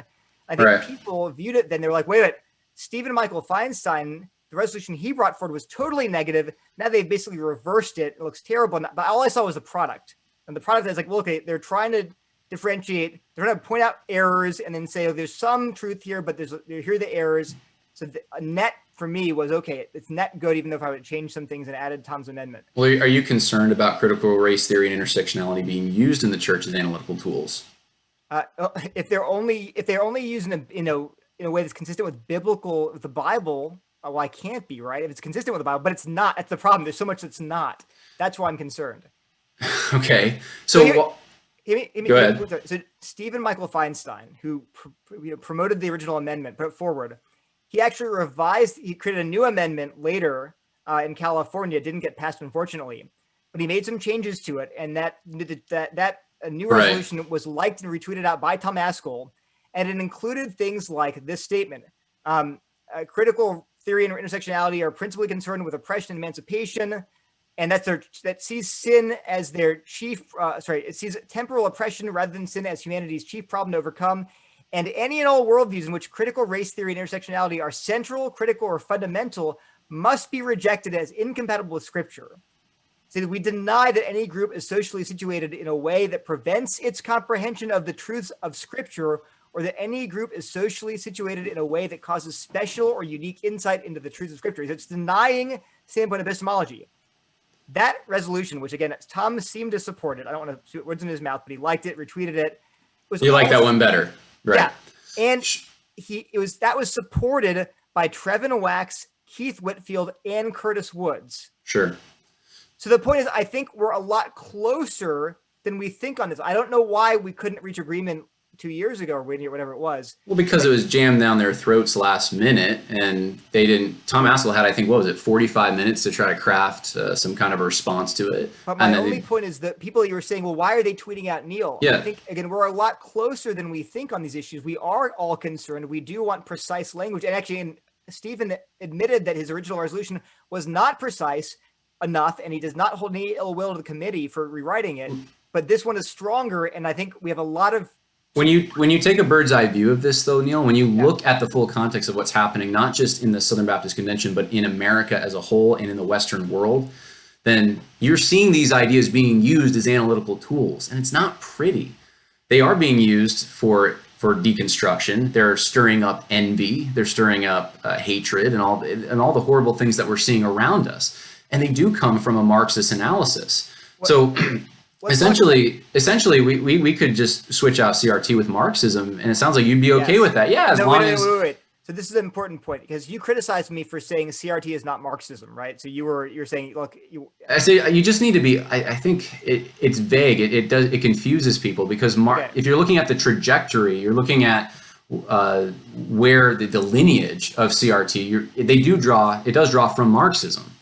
And no, it does. But here's the thing. On the podcast, you said, I said CRT is not Marxism, and you said, I got to say, we all grow, we all learn. I mean, I've said things that I look back on and say I could have learned more since then. This is you at 25.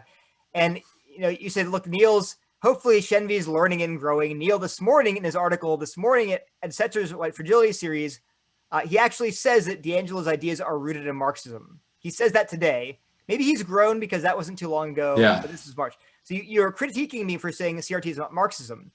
But if you look at, and you said he actually. Well, because it was in response to, I think was it Tim Dukeman or someone who was saying that, look, this is Marxism. They're saying we can use Marxism and analytical tool. And you're saying, well, it's not Marxism. And I'm like, if you're trying to teach people, if you're trying to help people understand this, that's not helpful. That's just whack-a-mole to someone who says that. Tim's onto something. He's saying, look, Marxism is like Christianity. There's a lot of different denominations. And critical race theory is one of the denominations that's formed. It's evolved. But yeah, if you want to get down to the shell, it's a different engine in the same car. It runs off of power dynamics. It's taken postmodern ideas and put those into it. And now it's a fusion of Marxism and postmodernism. But it's in the same umbrella. So you would say that the CRT, intersectionality, white privilege, queer theory, all that stuff they're all Marxist. It's being used by neo-Marxists. Yes, okay. Those are the people that are using these things, and that's where they came from. Yes. But I said it wasn't Marxism, and you said no, it is. You're missing the forest for the trees, Neil. You shouldn't make those distinctions. It's not helpful. Is that because it was your criticism? You were saying, how is he an expert? He doesn't even get that it's Marxism. I mean, you said that. That's what you said in the. I said you didn't get that it was Marxism. Yeah, you said. I think my critique, as I remember, is you're not being clear at all. You're very clear in that article that you wrote for Christianity Today. Yeah. about Marxism being related to it. But then when Tim brings up that, this is Marxism being used as an analytical tool, or he said something along those lines, you shut him down. Here's what you said. You said Neil actually says that D'Angela's ideas are rooted in Marxism. But if you look at what I say in the article, I don't say that. I say D'Angela roots her ideology in the ideas of Karl Marx, but also the Frankfurt School's critical theory and postmodernist philosophers. So I'm saying is it's not just Marxism. Marxism and neo-Marxist, New Left, wait, sure. Listen, I'm also saying that it's not just Marxism. I'm saying the ideas of Karl Marx. Why is it important? I said it in the tweet. Because critical theory today rejects some of the ideas of Karl Marx. He had many ideas. Sure. But it doesn't reject it's the same kind of it's the same kind of critique, except it's power dynamics. They use postmodern categories. They're still trying to get an egalitarian utopia. They still have a very similar understanding of history. They might have booted some of the materialism, but it's the same kind of telos, and that's. So here's what you said, that James Lindsay was a go-to guru and considered by many the world expert on critical theory, right? So I want to listen to what James Lindsay says about this, okay? He says, there are many misconceptions about what is and isn't postmodernism. The most common one conflates postmodernism with Marxism, referring to cultural Marxism or postmodern neo-Marxism. Right. Although there are complicated connections between Marxism and the postmodern that can deconstruct it, this claim is frequently a simplistic one. Yeah. That insists that applied postmodernism takes the Marxist category or ideas of oppressed and oppressor classes and applies them to other categories such as race, gender, and sexuality. Listen, this is specious. What is specious? That idea. So Lindsay says the idea that you can just call this Marxism, that you're just taking, it's cultural Marxism, you're applying Marxist ideas. He says the idea that you're just taking Marxist ideas. It's obvious, everyone that knows anything about critical theory knows that it's not classical Marxism. It's not just Marxism.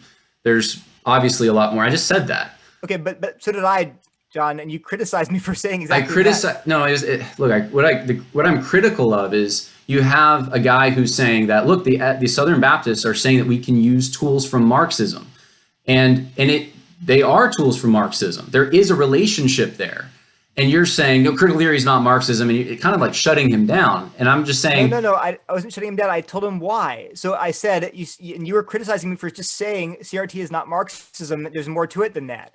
And I'm trying to make the point that Lindsay's making is that it's simplistic. No, but I agree with that too. I always said that. Okay, well then. I was trying to figure out your critique then, because I said exactly what James Lindsay says here, and you said he's a go-to guru. Elsewhere he says this. He says on his New Discourses blog, people who observe that Marxism is somehow tied into all of this woke stuff then are certainly not wrong, but it just as certainly isn't Marxism. Yeah, it's not classical Marxism. Right. Obviously. He's making the point that I'm making, John. So all I'm saying is that... Yeah, but Neil. Yeah.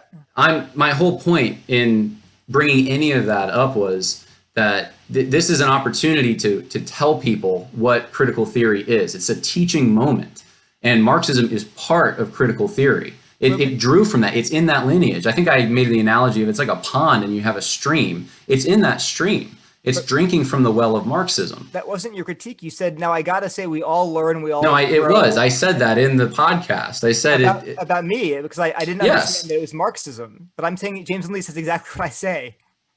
And James, I've said exactly what you say, that it's not classical Marxism. I said it in that very podcast you're quoting me from. I said, of course it's not classical Marxism. But then I'm trying to understand your critique, right? So here's another one, John. And this is my critique is just the relationship between the two. I think should be spelled out. It should be highlighted. It should when you're talking when someone's bringing up the fact that this is related to Marxism. That should be, yes, it is, but not just.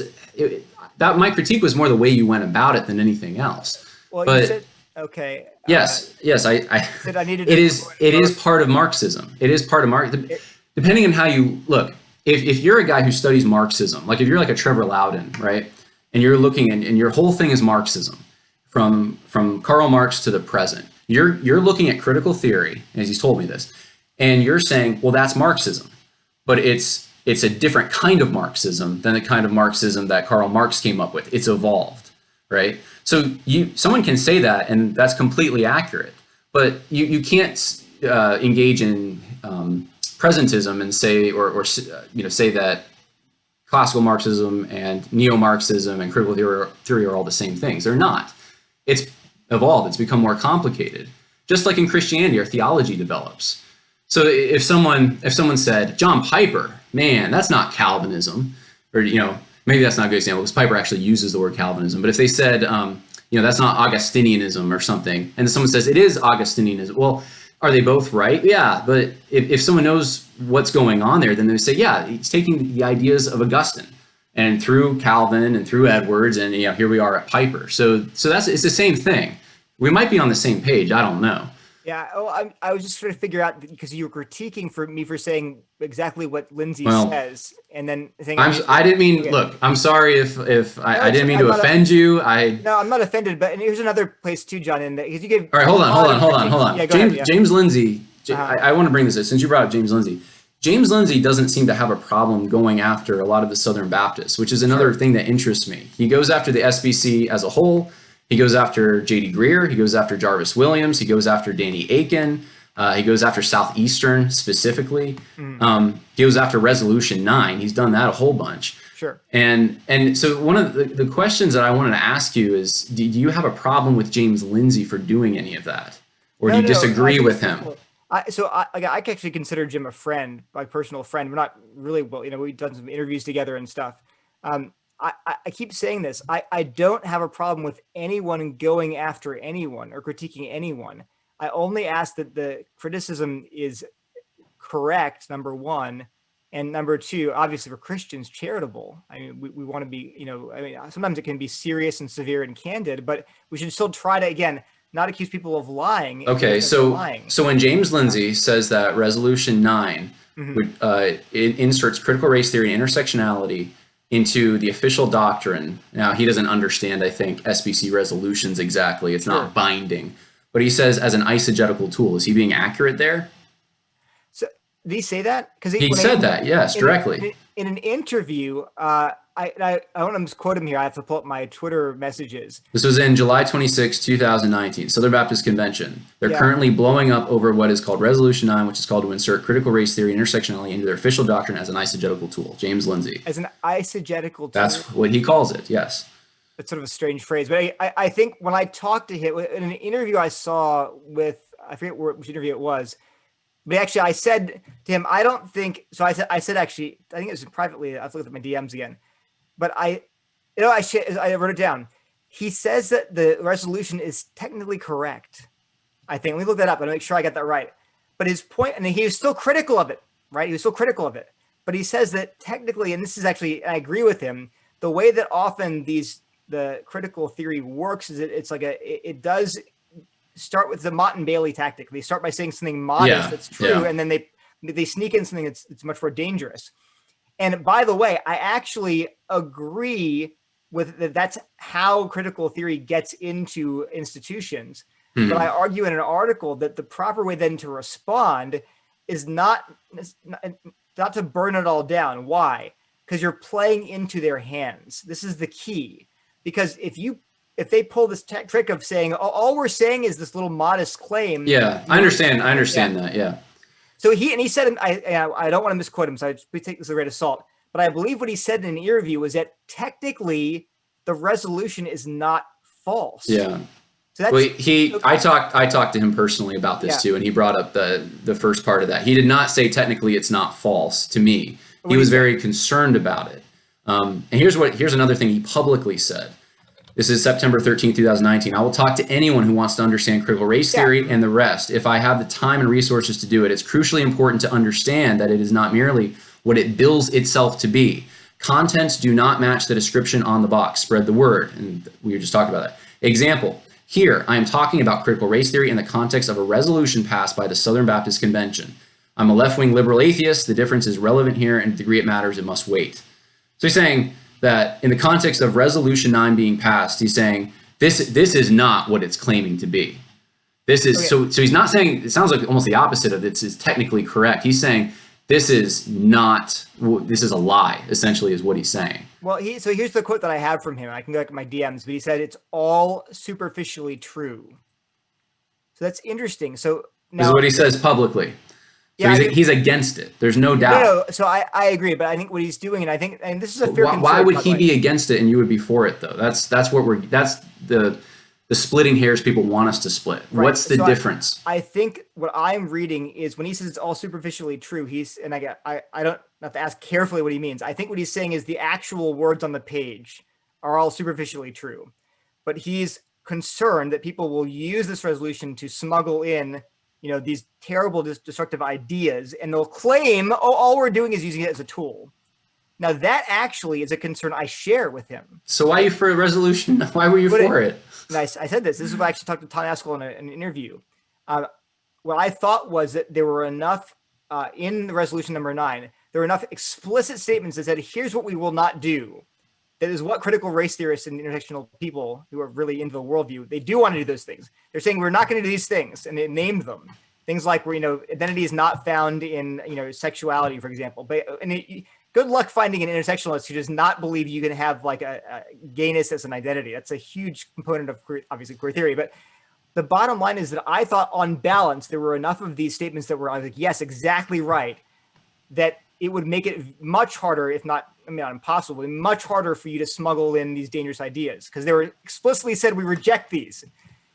That said, I recognize Tom's concern and I share it, especially now when it's gotten so much worse in our culture and in the church, I would say, that we need to have a much stronger resolution. Even I said it, a year and a half ago, that we need something stronger and more precise to pick out even more. Because, for example, there was no mention of standpoint epistemology in the original resolution. Right. I was like, it's got to be in there.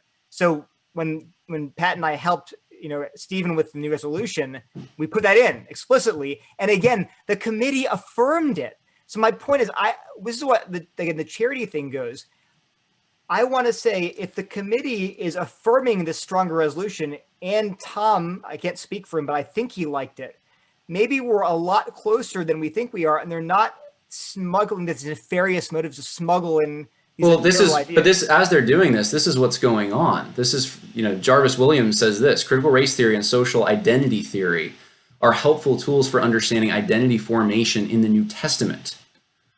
And there's a number of quotes by him where he's very favorably quoting critical race theory. In fact, if you look at his in the book, Removing the Stain of Racism from the Southern Baptist Convention, and if you look at his syllabus, but especially I would say that book, you'll find all the elements pretty much of critical race theory. You'll find racism is normative, white privilege maintains white dominance, voices of color thesis, standpoint epistemology, interest convergence, revisionism, social construction thesis, opposition to colorblindness, and then he gets into applying the multi-ethnic church model and quotas, ripping down, he even says that we need to get rid of white Jesus and that's a tool of white supremacy and those kinds of things. So he has all these applications for it, and then he fuses it with the gospel. This is going on at Southern Seminary, and he's using critical race theory, and he's blatant about it while they're passing Resolution 9. So when James Lindsay says it's being used as an eisegetical tool, or it could be, it's already being used that way. Before the resolution even passed, it was being used that way. So that's the concern we have. That's what we're seeing. That's why I shine the light on this stuff, and I oppose it. So I can't comment on Professor Williams because I haven't read. I've read some of his material, and what I was given, I did not see something heretical in it. What I would say is, just be careful again to say something like, so when he says critical race theory is helpful to understanding identity formation in the New Testament, that's only one snippet if he said that, but I would say I don't think it is. I'm not sure what you're saying there. Right? Well, that's so if he says that, he says that thing. But Neil, that's the revisionism. That's the revisionism in critical race theory, because the Bible is a historical book, and just like we've taken our own American history and we've started to engage in these things. You can go to ancient texts, you can do the same thing. And I'll give you some examples of that. Peter's problems in Galatians 2 was not misunderstanding of justification by faith, but a Gentile exclusive gospel. That's what he thinks the problem there was. Right. The inclusion of the Gentiles into God's covenant as racial reconciliation applies to groups of people alienated due to skin color. He said, I can take you to numerous passages where Jarvis Williams does this. He completely subverts what the text is actually talking about And he does exactly what he says that critical race theory has taught him to do. He understands identity formation in those passages, where it's not in the same way that those passages are talking about identity formation. That's dangerous. No, so again, I haven't read that. I just want to be careful, but I'm saying if he's doing what you're saying he's doing, I would say yes, that is dangerous. Again, I have to qualify that because I haven't read him. I want to be fair to him. Okay. But you said you had read his syllabus, right? No, or not the syllabus, not strictly. No, Jarvis. I saw a comment on Twitter where you had defended him, and you said that you had seen his lecture. There's a syllabus where he said something like, something like works are part of salvation, and I said, but he says the gospel should be broadly defined to include maintenance language, and then he says that this takes place in Ephesians and Galatians. I looked up the passages, and it doesn't. And he says failing to view racial reconciliation as a gospel issue means having an incomplete understanding of the gospel. Jesus preached racial reconciliation as part of his gospel message. Yeah, he's understanding race and ethnicity different. That's a mistake. But he says racial reconciliation is part of God's gospel's demand.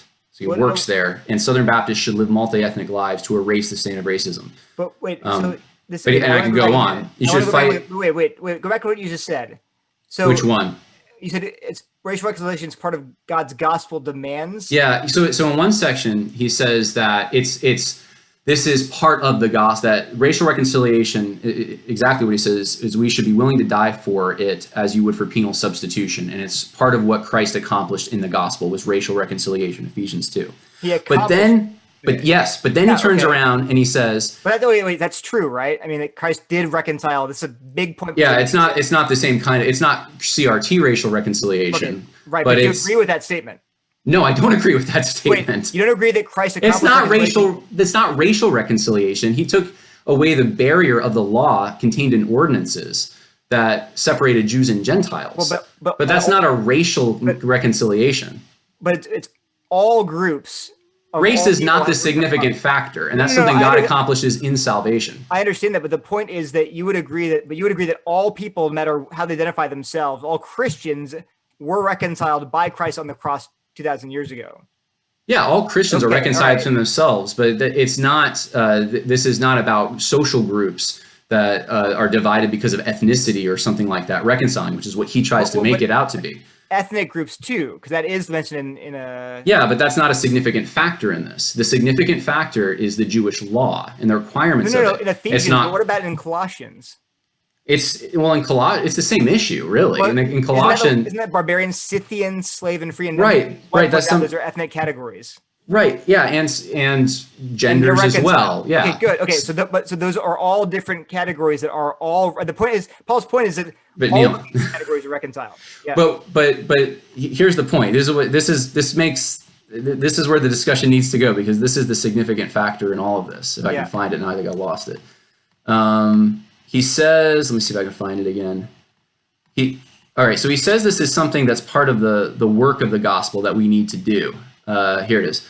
Racial reconciliation is part of the gospel's demand, and Southern Baptists should live multi-ethnic lives to erase the stain of racism from the SBC. Now, if racial reconciliation is something accomplished by Christ, it's something that we should just believe it, because kind of like, Bodhi Bacham talks about it that way. It just is, just believe it. Yeah. Then why is it that there's a demand? And he says Southern Baptists should work towards removing the stain of racism from every aspect of SBC life. He says the unification of all things in Christ includes racial reconciliation, and yet Southern Baptists have to work towards this. And when you get to the list of things that means, it's basically all CRT stuff. It's like every element of CRT is in Jarvis Williams' approach to this.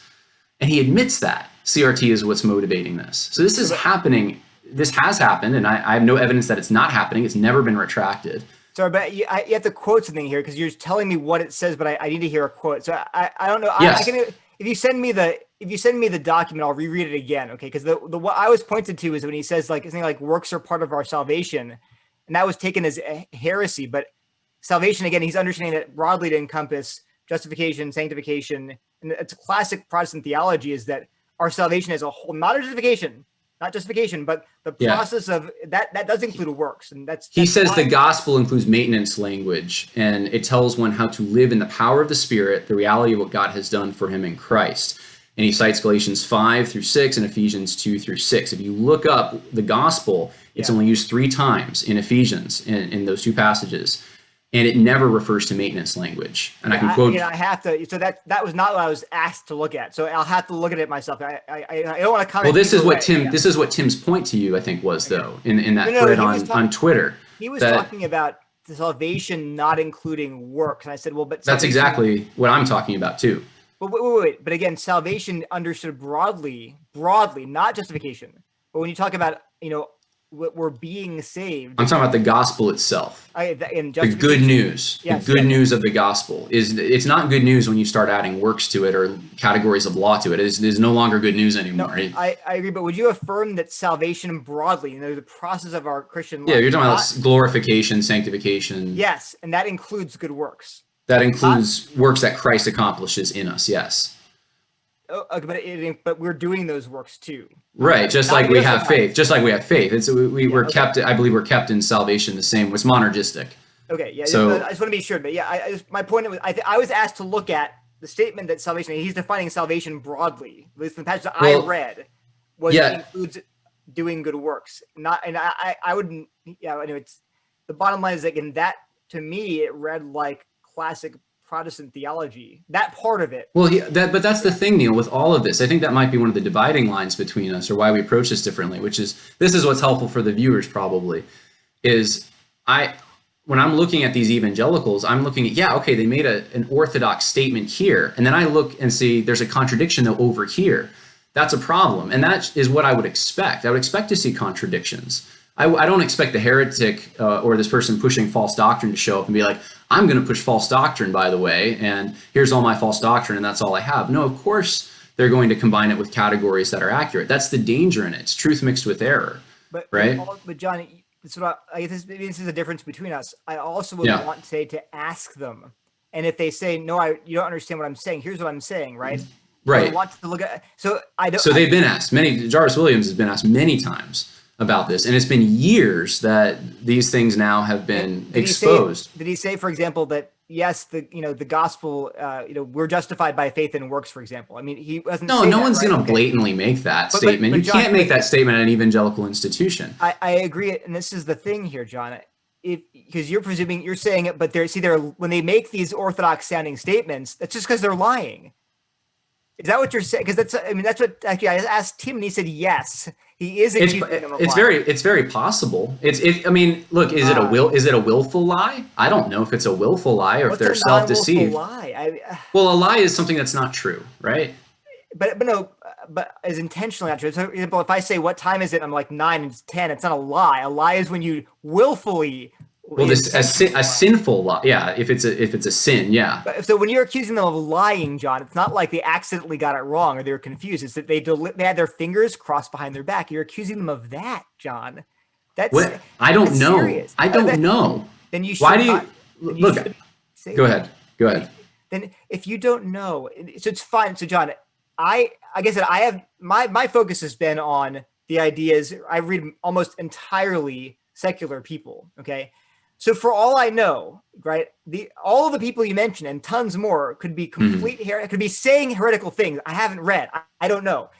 But what I'm pressing you to do is to be very careful, one, with how you're treating them in context and not leaving things out. We can give other examples again where I think that's pointing some out where but the other thing is too, the accusation someone is lying, meaning it deliberately deceiving you, is a very serious one, and we should be very hesitant. It's a lot. Look, here's Neil. The serious thing in my mind is the false doctrine that's coming in. Jarvis Williams literally makes a distinction between final justification and justification. He says all sinners experience justification before God by faith in Jesus Christ apart from the works of the law. But without personal holiness, we will not experience final justification because of our works will prove whether we trust in Jesus, and our works will either vindicate us or condemn us in the judgment. This is very problematic language. Yeah. And it's not the only time he makes that statement. That's in the one that Tim Dukeman sent to you. But he is saying that our works are evidence of our faith, and they produce our justification. Yeah, well, he's quoting James too. Yeah, faith without works is dead. Okay. But so correct me if I'm wrong, but isn't the traditional Protestant interpretation that our works will vindicate us, but not make us righteous before God at the judgment? Yeah, well, our works are the they don't keep us in the faith or anything like that. Correct. But they showcase that there was a true, genuine conversion. If you are justified, it's you will be glorified. Yes. You will be sanctified. You will be glorified. That's the golden chain of redemption. Is he not saying that? That's what I'm asking. Well, he's saying all sinners experience justification before God by faith in Jesus of Christ apart from the works of the law. Yes. So apart from works, we're justified. Yes. But without personal holiness, we will not experience final justification because our works will prove whether we trust in Jesus, and our works will either vindicate us or condemn us in the judgment. And the key is that, and they will vindicate us because Christ's Spirit will, produce in us holiness. It will sanctify us because that's a promise of the Romans 8, right? Well, here's another. He says this right after this quote. He says, God by his Spirit enables every Christian to pursue and experience personal and corporate holiness. But every Christian must likewise work to pursue and experience personal and corporate holiness. All Christians have the supernatural ability to live holy lives and to progress in obedience to the gospel, because God has worked in them to do so. Although Christians experience personal holiness at different places and at different levels, our personal and progressive holiness, sanctification, is not optional, but is necessary for us to experience final salvation. Yes, so this means that Christians would, in my reading of this, would have a reason to boast, in contradiction to Ephesians 2:9. But he affirms that what God, the good work that God began in us, he'll complete, he'll finish, he'll be in completion. So he's not saying, he's saying number one, again, maybe I'm misreading it. I have to go back and read this again. But is this not like, if he's saying, yes, good works are necessary for final justification, and God produces those good works, and they're not the ground of justification, they're evidence that we've been justified. What I'm saying, here's what I'm saying. Yeah. So you're having trouble with this quote is because it is so poorly written. Okay. All right. This is my problem. When you start making, there's final justification and then there's justification. No, there's one justification. There's justification. Well, there is a verdict that God delivers, right? When a sinner is justified, they are justified, and they will produce these works. But at the final judgment, God will vindicate us before all people. That's I think what he's talking about. Yes. Well, I think he's talking, in my reading, with everything else he says in this, and mixing categories of law and grace, and then he ends it with that. You don't know what he's talking about. Final justification and there's two different. What does this mean? And so here's my point. This is a guy that's teaching at Southern Seminary. This is a guy that, some of the ideas that I even read to you, not those two, those were in his lecture, but some of the ideas on critical race theory. It was in a book that Al Mohler endorsed and contributed to. Like, this stuff is at the highest levels of the SBC. This was before Resolution 9. So the concern has already been there. You got, like Russell Fuller has been challenging Jarvis Williams for a long time, before even Resolution 9. And he wasn't the only one inside of Southern Seminary. These things have been known. And so when James Lindsay says that critical race theory can be used or will be used as an eisegetical tool, it's because it already has been used. That's our concern. That's my concern with it. Are they all lying about their orthodoxy? Well, they're either self-deceived or they're lying. I don't know. And so I'm perfectly willing to say they could be completely self-deceived. They still shouldn't be teaching, though. No, John. Someone is. I know there's some people that are lying. I don't know specifically those people are. But yeah, there are some lying. But what you're reading to me, again, I agree. You're saying it's poorly written, so it's either you said it's poorly written.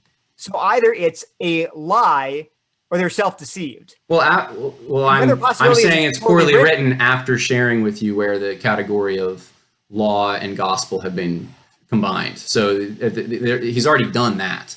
But I'm saying, look, it comes out in other places. He doesn't make clear distinctions between the two, and that's a real problem. That's heresy. I'm much more concerned about people spending an eternity apart from God than I am anything that happens in this physical world. Well, John, that's true. You can be concerned with both false teaching and also, not accusing Christians of lying. You can be concerned with both at the same time, right? So you can say, I'm concerned with his teaching, but then also not say, so clearly they're either lying or self-deceived. That's a very serious statement you're making. Yeah, and I'll make it again.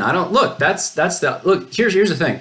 When Paul confronts false teaching, when any of the apostles really confront false teaching, they can often be very harsh about it. And I don't mean to be harsh, but there's a lot on the line here. I know, John, but I'm trying to point out to you is you just said it. Maybe it's poorly written. It is poorly written. Well, then you jump to the conclusion that therefore it's heresy, or it's no. I already showed you the heresy. The combining categories of law and gospel. I'm talking about the passage you cited as poorly written, and then you said, well, but see, it's either that he's heretic or he's self-deceived. The heresy is already there. I already showed you that. Well, I'm saying it comes out in a number of places though, that the law and the gospel categories, not making clear distinctions between those. It comes out all over his writing. And I could bring you to more places where either it's vague or it's clear that that's what he's doing. So this is not part of the gospel. This is not a gospel issue. The gospel is the good news that Jesus Christ has come into this world. It's the story of Christ, obviously, and that sinners can have a right relationship with God through repentance and faith. That's the gospel. It's good news for sinners, right? Right. So starting to add all these things, that penal substitution is just the same as racial reconciliation, and then his conception of racial reconciliation is all CRT stuff. This is damaging. This is bad. And I'd be way more concerned with that than a graphic that Enemies Within the Church has, which, by the way, it's about Marxism. When they're saying that, they're saying there's Marxists coming in to subvert Christianity. That's their point. And it's part of their brand. I don't know. Have you seen their first movie? No, but John, they're talking about people with their hands crossed behind their back, which is why you can accuse people so repeatedly of lying. But here's do I accuse people so repeatedly of lying? No. In the trailers, John, and trailers accuse because of that graphic. Yeah, and also because you just said in your talk that Marxists are coming in to subvert the church. That's what the graphic is supposed to communicate. But they're lying, and also, and you said that they believe things they don't. You said that they believe things they actually get, and you said you take that back. You don't know that. So I just want to point out, John. I just want to caution you. That's a very serious accusation to make. Let me just say one more thing. You had a bunch of criticisms or concerns that you raised about me. I just want to point one more, and this is why, John. I really am big on reading primary material. So I've said I don't know. For all I know, because I haven't read it personally. You're interpreting Williams correctly. For all I know, you're not. I can't do it on the fly because I want to see the whole thing in front of me. Sure. It's like 30 pages. So I'd have to read it again and be careful. So I thought you did read it. I read it once, but I read it one time and then looked at the passage that was pointed out to me. And I said, well, this seems like it's just saying salvation is broad. So I want to go back and look at what you're saying. So that's why I'm hesitant to say I want to pass judgment on something that I haven't read thoroughly. That's fine. But I'll send it to you. Of why. So here's an example. One of the things you mentioned in your last podcast was you put up a tweet that I had about Joe Carter's article about social justice, and the subtitle on your slide was Shenvi defending the use of the term social justice as potentially meaning biblical justice. Right. And then in the podcast, this is really a big deal, but for someone who claims to be an expert, it muddies the waters. Who claims to be an expert? You say me. You people are citing me as an expert. Oh, yeah. But here he is defending, and he said, I think he's defending a Joe Carter piece, if I'm not mistaken here. Right. But you were mistaken. Who was it? Well, no, if you click on the article I actually wrote, the subtitle says, first of all, it's called A Rejoinder to Joe Carter. I'm rebutting his article. And the subtitle is, Should Christians Reclaim the Term Social Justice? ? I'm not sure that's wise or necessary. And I make exactly the argument you make about how we really shouldn't be using this term. So the point is, you didn't even read the article, and then you were claiming, you're like, oh, come on, why are you muddying the waters? I don't have the graph. So you were saying, what was it that was the caption or the statement that you made that you were asking the question, should Christians reclaim the term social justice? And I said no. And so I was actually, and you said, I think he's defending Joe Carter piece here, if I'm not mistaken. Oh, you said no in the article, in the... No, even in the tweet. I said, I don't actually recommend using the term social in the tweet. And I said, and you said that I'm defending Joe Carter and I'm defending the use of it. Yeah, I don't know. I don't have the I have it here. graphic. I have it right here. That's all right. I'll pull up. No, it's okay. I'll put it up. So, well, if I did, I apologize. If I misread fine. something, I could certainly misread things. Yeah, and it's great. So can I, obviously, right? We all do that. So here's the, this is the tweet, and you say, Shenvi defending the use of the term social justice, and the tweet says, I don't actually recommend using the term social justice, and the article itself makes exactly the point you make, that it has other meanings, and it's unwise to use it. It might be confusing. That's the entire article. I don't see it. Is it? Did you put it up? Yeah, it's there on the screen. You see it right now? No, I don't. Oh, you can't. Oh, wait, hold on. Oh, okay. Yes, I see it now. So this is your slide. I say, but it's uncharitable. Right. I don't actually, okay, I see it. Don't actually recommend using the term social justice. I tweet that. But social justice could mean biblical justice, I think is at the end there. Okay. And the reason I say, why do I even say that? Well, because like the ESV, for example. Yeah, okay. So here's, this is probably the least important point I made in that whole entire thing. My point is the term social justice is used as to mean something that we would all disagree with. In fact, I walked into the gym today on CNN, and they had Black Lives Matter, and they used the term social justice. Social justice is I don't know what legislation they were pushing in some state, but it was a social justice legislation or something. And so we're hearing this all the time. It's a word that's problematic because it has a common parlance in which it's used, a neo-Marxist parlance, to carve out kind of an exception, right? To say that, hey, look, a Christian could use this. Is that technically true? Yeah, I would say, yeah, it's technically true. Christian, I guess, could use that. But I would want to hasten, like if a Christian was doing that, I want to say, look, hold on. we don't really, you realize what that could mean, what the implications of that, what this means to broadly speaking, and really even its history, more often than not, it has meant some kind of a Marxist idea. There's a quote I have, I was doing some research on it from like the late 1800s. And it was someone in Scotland who's saying, yes, the term social justice is the same as Marxism. That is what it is. They're the same thing. So it's been like that for quite a while. And so my only point was that I just think it muddies the waters to try to carve out those things. I think the better thing to do would be to warn. But John, that's what I say in my artitle. I say exactly that. You warn that it's yes. being used that way. Yeah. So could it technically be used? But yeah. Okay. But we're in agreement then. But the bigger point is this, John. This is when you say like, well, what about this and this? And yeah, I'm telling you quotes that Strickland has said and that Williams has said. Here are the quotes. But things like this, there's some other examples in this last podcast too. I can give you more than that. Where like here, you're criticizing me for, and I said the exact opposite of what you said I said. And so I right. But if someone like Joe Carter uses the term social justice, right? I don't want to carve out an exception for him and just be like, well, hey, you shouldn't use that, Joe. But yeah, John, you could use it. I wouldn't say you could use it. You're missing That's the difference. John, you're missing my point. You said I'm defending the use of the term, and I'm actually doing exactly the opposite. In fact, I'm invoking the very arguments you just made in the article, which you didn't click on. Well, you are defending, but you are defending that Christians can use the term and it have nothing bad attached to it. Yeah, because right? and that's exactly what you said. You said, right. Listen, you said, okay.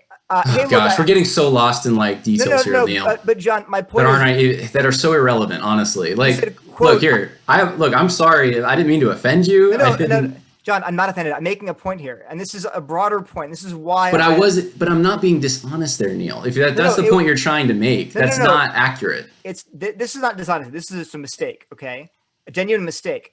I totally believe that. Okay, but my point is. No, I don't think it was a mistake. You were carving out a space for someone. You were carving out an exception. Someone could use that term. I don't think that's a wise thing to do. That's my whole. It's not wise, and yet they could use it that way. And you said, listen, quote, I guess someone could do that. They could use it biblically. I guess someone could do that. I would just say they shouldn't. You say, I would say the proper response would be like, hey, look, I understand you want to use this term, but here are the origins of the term. Here's how the term is commonly used, and this is why you might want to use the term. That is exactly my argument. I wouldn't publicly go out there and carve out an exception for someone like Joe Carter, though. That's the point I'm trying to make, is like, I wouldn't, it's not, this is like a very, very minor point, but I don't think it's more of a wisdom thing than it is a right or a wrong thing. Okay, here's another one. I wouldn't phrase it that way, Neil. That's all. Here's another one, John. No, Neil, hold on, Neil. Yeah. Hold on. Yeah. I have a couple of your tweets right here. Yeah. Mm-hmm. And I brought up this. You have this whole back and forth exchange with. In fact, I don't even know if I want to get into that, because I guess the broader point that I wanted to make was that you have defended Jarvis Williams, you have defended J.D. Greer, you have defended Walter Strickland. I think for someone who's watching this from a bird's eye view, and they're saying the concern that they have, what they're seeing, churches are being split up, Neil. I get emails from people that are just crying because of what's happening. And it absolutely breaks my heart. And I'm seeing that this is everywhere. And the ideas that are doing that are coming from people like this, and people who are promoting some of these ideas. So that's, I think, the main concern. If you really want to get down to like the core of it, is I'm looking at the telos. I'm looking at where this thing is going, what it's doing to churches. It's disrupting the fundamental unity of the church itself. It's corrupting the gospel when we just incorporate all these things as these gospel issues and do the law and grace thing, where we merge those categories. It ushers in a postmodernism that destroys the authority of Scripture because of this standpoint epistemology. And we see it all around us. And I think for someone like yourself who really, you want to criticize, and here's the thing, Neil, I want to, because we're both tired. We've been going at this for 2 hours. We both don't want to see critical theory come into the church. We're both against that. We both have tried to fight this. But in the places where you have the most influence, in your own backyard, that's where we would expect, I think, someone like yourself to fight the hardest. That's where I fight the hardest, is in my own backyard. Where do I have the most influence? Where will people listen to me the most? And I can actually get something done, right? And so, yeah, I'm concerned about the things happening in the secular world. I am concerned about the radical abuses, the crazy social justice people out there. But I'm also concerned because I'm getting the churches and the people who are leaving their churches, and their churches are splitting up because of some of the figures in the Southern Baptist Convention we've talked about. I just want to know I'm heard on that. Does that make sense? Yeah, no, I understand, John. And again, okay. I said I understand your concern. Again, I share those concerns. Tom Askell shares those concerns. Lots of people share those concerns. But when you say, why aren't you doing this in your own backyard? And the answer is, first of all, I am. But you're saying, why don't you call people out? Well, because that's not what I do. I don't call you out either in public. But why? Well, yeah. But you've called enemies within the church out. You've called me out in public too. As attached to that, I'm dishonest. This dishonest montage and that kind of thing. You'll do that. Again, John, that was a private email, and I'm talking about Twitter, Neil. Before we've had discussions about this. Yeah. That was why I didn't think it was dishonest. I said that you're calling Strickland an enemy, and you said, well, no, I'm not really, but then I'm saying that that was deeper into the conversation. You already say he's not endorsing liberation theology, he's not endorsing Strickland, he's not endorsing Cohn. Yeah. That's where that's where the conversation was, and we just had that conversation. But you don't seem to have a problem getting into that. But this is the bigger problem. Like, right. I'm small potatoes, right? Even if what you're saying about me is true, right? Let's say I'm I'm not a racist, I'm not a liar, but let's say I am. Let's say I'm a racist, I'm a liar, I'm all these things. I'm not corrupting the gospel. I'm not destroying churches out there. But this stuff really is, and it's not just destroying churches. We see it destroying the fabric of our country, at least the ideas connected to them. So that's I guess. I think as I'm saying this, I'm saying it as representing people who have voiced these same concerns to me.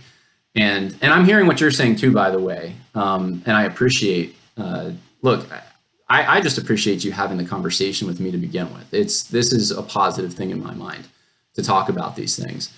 But the telos, where it's going, the direction, that's what I'm looking at. That's what concerns me. So I'm seeing these things are connected, is what I'm saying. Okay, and I would agree with this idea of this broad movement that is working its way into the church. I would agree with that, but I think that doesn't give us. Ironically, critical theorists have this very false black and white binary of you have the good oppressed people and the bad oppressors. The sons of light and the sons of darkness, right? It's very binary worldview. Everything's good and evil. Sure. Become Manichaean, right? Yeah. I genuinely worry that people that's very simplistic and right. And wrong too, right? Because we know that actually there is a binary, right, John, which is people in the body of Christ, people on the outside. That's the real binary. Right. It cuts across. But yeah. Sure, there's black and white in the Bible, yeah. Right, but black and white is sons of light, sons of darkness, right? But not repressed or oppressed in the way that critical. Yeah, right. You and I are in lockstep on that, absolutely. But here's the thing, John. What I'm worried about is I'm seeing this other false binary that's being drawn as sort of like, this is how it goes both ways. You've got the big Eva, the bad big Eva, evil, and the righteous Elijahs who have not bowed the knee to Baal, the discernment bloggers. Yeah. Right. And again, good and evil. Right. Yeah. And the other side, you've got the righteous woke and the evil white supremacists. That's sure. critical theory. That's the way that I say that's the way that even sort of wokish evangelicals are seeing that binary. And I'm saying we have to recover the biblical binary, which is body of Christ and those outside. But that means and this is where I do think there's a serious difference here. I share that telos concern, that idea that there is this movement, it's deadly, it's dangerous, but that does not give us leave to sort of cut off certain people who actually are believers and say you are wolves. Yeah. I'm worried that we're going to remove the healthy tissue with the cancer. And what's more, John, is that when we again excise healthy tissue along with, and I'm not denying there's cancer within the church. I'm not saying that there are false believers in there. Tom Askell believes that. You can make your documentary Cancer Within the Church. I'm just kidding. Well, no, but that's what I'm pleading with you, John. Dissociate with yourself from that title and be careful again with how you're, I think here's just one clear example where I think you misunderstood what I said and didn't read the article. And we're very confident in saying, but here he said this, but I didn't. And so when it bears upon my whole tone with that too, Neil, I don't know if you saw, I was very, I was kind of shrugging, putting my hands up, just kind of like, yes. Man, yeah, I was not pointing a finger at you in that. I was just saying it's more of a strategic thing in my mind. I wouldn't have written that. And that's all I'm saying. I think but in principle, I think we agree according to what you just said. You can ironically call someone a wolf and you're still calling them a wolf. I didn't call you a wolf. No, not me. I'm just saying that other people. And I think Jarvis Williams, though, look, if you're promoting a false gospel, if you're subverting the authority of Scripture, promoting false doctrine, right? And you've been doing this now for years without retracting, and you've been corrected, and I don't know, what else do you say? That this is a false teacher. This is false teaching. You have to separate from that. That's what Scripture calls us to do. So I don't have a problem saying that about someone like a Jarvis Williams or Walter Strickland. Right. Now, my hope is always that they would repent of these things. That's always been the hope.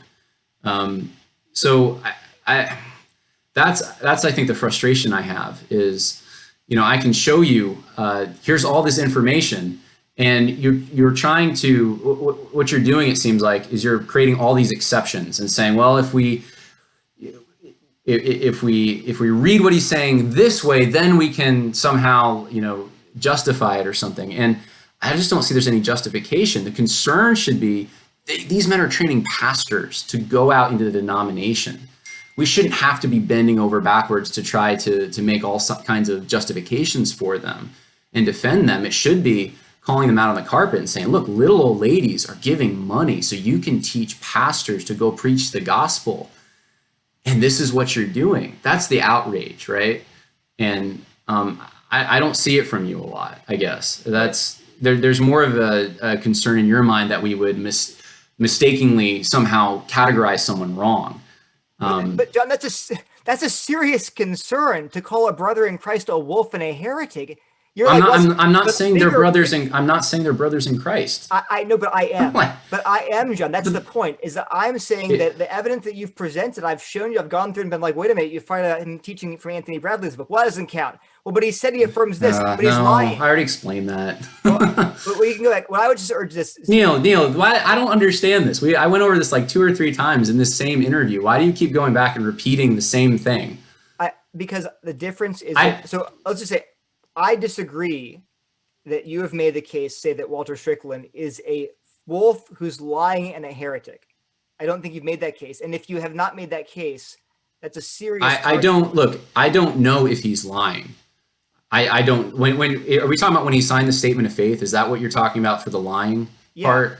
Okay. When he signs a statement of faith, does he have beliefs that are in contradiction to that? I believe yes. I believe so. He has ideas that are undermining that. Does he necessarily see all those connections himself clearly in front of him? No, I don't know if he does. I don't know him well enough. And do you think he's lying then, or do you think he's just self-deceived? You think that there's 2 options: are he's lying or self-deceived? Right. So is he saying like, oh, good, I get to come in and teach against this doctrine, and he's very self-aware of that? No, I don't know if that's what he's doing. I would hope not. But you are, by calling him a heretic, you're questioning his very salvation, not just his like what should he be teaching, but you're saying he's promoting a false gospel. Okay, what do you do with that, Neil? What do you do with that? But I don't see, John. I don't think he's teaching a false gospel. You admitted that to me earlier in the interview when you come. Strickland was. Yeah, I read for you where he combines the category of works of law with the category of gospel, and you were like, oh man, I haven't read that. That is bad. No. Yeah. I said if he said that is wrong. But John, it's possible that, for example, if I read the context, like, wait a minute, John, he didn't say that. Or I said that's what he meant, or even, John. You're bending over backwards, Neil. No, John. You want me to read it again? That's right, John. Listen to me. I am bending over backwards because that's what we do in the body of Christ. No, Neil, that's not what we do in the body of Christ. When there's false teaching, we call it out and we correct it. And this has been corrected for years. Yeah. That's my point. And it's only obfuscation. It's try circle the wagons. It's delete the things that were said. There's no answers. There's no explanation. That's what we're met with every single time, without any exceptions I can think of. That's what I've been met with. That's what others have been met with. And believe me, there's a long line of people who have tried to correct these things in Strickland. Well, I'm glad that I think we've hit the core difference here. I think it's. No, okay. I think we have. No, I think it's really. I truly believe that Walter Strickland is not a heretic and is not a false teacher and is certainly a believer. Now, I could be wrong. I'm not God. I'm not infallible. Right. But that's what I view him as. And I say that when for example, let's say he did, I have to look at the context. Let's say he did say, they mingled the law with the gospel, right? Right. And then but let's say he did that. Could he have misspoken? And he said, oh my gosh, yeah, I totally messed that up. That could be the case, right? Just like we all misspeak, we all say wrong things, right? You're going into hypotheticals that don't exist. Go ahead. But when he says no, but I'm telling you, I affirm the statement of faith. I affirm this gospel. That I'm committed to this teaching of our body. And then you say, I don't believe you. I'm saying if he does not retract his heretical views, then you can't believe. You're obligated not to. You can look. You mark someone who's divisive. You call out false teachers. That's serious business. That's the serious business in the church. And I mean, I'm looking at the quote again. I won't read it because we've already gone over it. But this is just the tip of the iceberg. This is, I mean, all the things that he says about Cone, liberation theology, J.D. Otis Roberts, raise red flags that are, I mean, Liberation and Reconciliation is my favorite theological book of all time. That's quite the statement that he makes. I have the quotes right here from the book, Liberation and Reconciliation. I mean, we can go over them again. It's not like it's just a little bit here and the rest of the book is great. No, it characterizes the book. It's the telos of the book. It's the purpose of the book. It's liberation theology. So anyway, yeah. So what I would urge people to do, and this is, I think we could probably agree on this, Yeah. is that I do think that all people engage in this conversation, we need to listen to primary sources. Right. And so when I say something, and this is actually generally why I don't, I mean, I don't have a podcast, because I want to not want to always generate content that relies heavily on me telling a story. I want to rely on let the primary sources speak for themselves. But even then, as I showed at the very beginning, you can tell a false, misleading story with nothing but quotes that are true. So I would so the best way to combat that is so I would urge your listeners to go and find people who disagree with you and listen to their arguments. And same with me, by the way. People that hear me speaking like, oh, Neil's wonderful, whatever. Okay, fine. That's great. Thank you for your support, whoever you are, hypothetical person. But I want you to listen to people who disagree with me and hear both sides. It's the best way to guard against what I think are these false narratives. Right. And John, like I said, I am very concerned with, I hear you. I hear you. I am concerned with critical theory. You know that, right? But I'm also concerned with how we treat each other within the body of Christ. I know you're saying, but heresy is a serious thing. But I just disagree with you about, and then, and not everyone. I'm sure that some of the people you're naming that you could name as obviously problematic and heretics, I would say, yeah, of course, like James Cone, obviously. Yeah. But I would say that when we disagree on who all these people are, and that's a serious issue too, as well as critical theory. Right. Yeah, I hear you on that. Well, I guess what I want to say more, in closing, is to be a Berean, to test everything. Go test what I say. I say this on my program quite a bit. Look, I can get things wrong. I can misjudge something because I'm a human, and we all do that to some extent. But go to the infallible source. Go to the Word of God. Test all the ideas that you hear against that. Paul was an apostle and commended people for testing what he said against previous revelation. And so that's what I seek to do. And so, Neil, I appreciate it. This has been way longer than I was expecting. And I know we talked in circles a little bit. I hope that was helpful for people. If anything, just to kind of hear your approach, my approach, and how they may diverge. Hopefully this hopefully this built up some trust between us and just we got to know each other a little better, even if it was in controversy somewhat. So website is shenviapologetics.com. I get that right? .com, yeah. .com if you want to find out more about Neil Shenvi. I appreciate it, Neil. Yeah. Yeah, thanks, John. Like I said, I do want to close though, because Leviticus 19, I do think what you're doing to other Christians is bad. And so, and again, I could be wrong, but I would really urge you to consider whether or not you're treating people fairly and charitably. Just as you would urge me to ask, am I being as concerned about heresy as I ought to be, right? So I think we can both do those things. I think we both should do those things. Yeah, absolutely. I can definitely agree with you on that. So, okay. All right. I appreciate it, Neil. Yeah, have a good one. John. Have a good night. Bye now.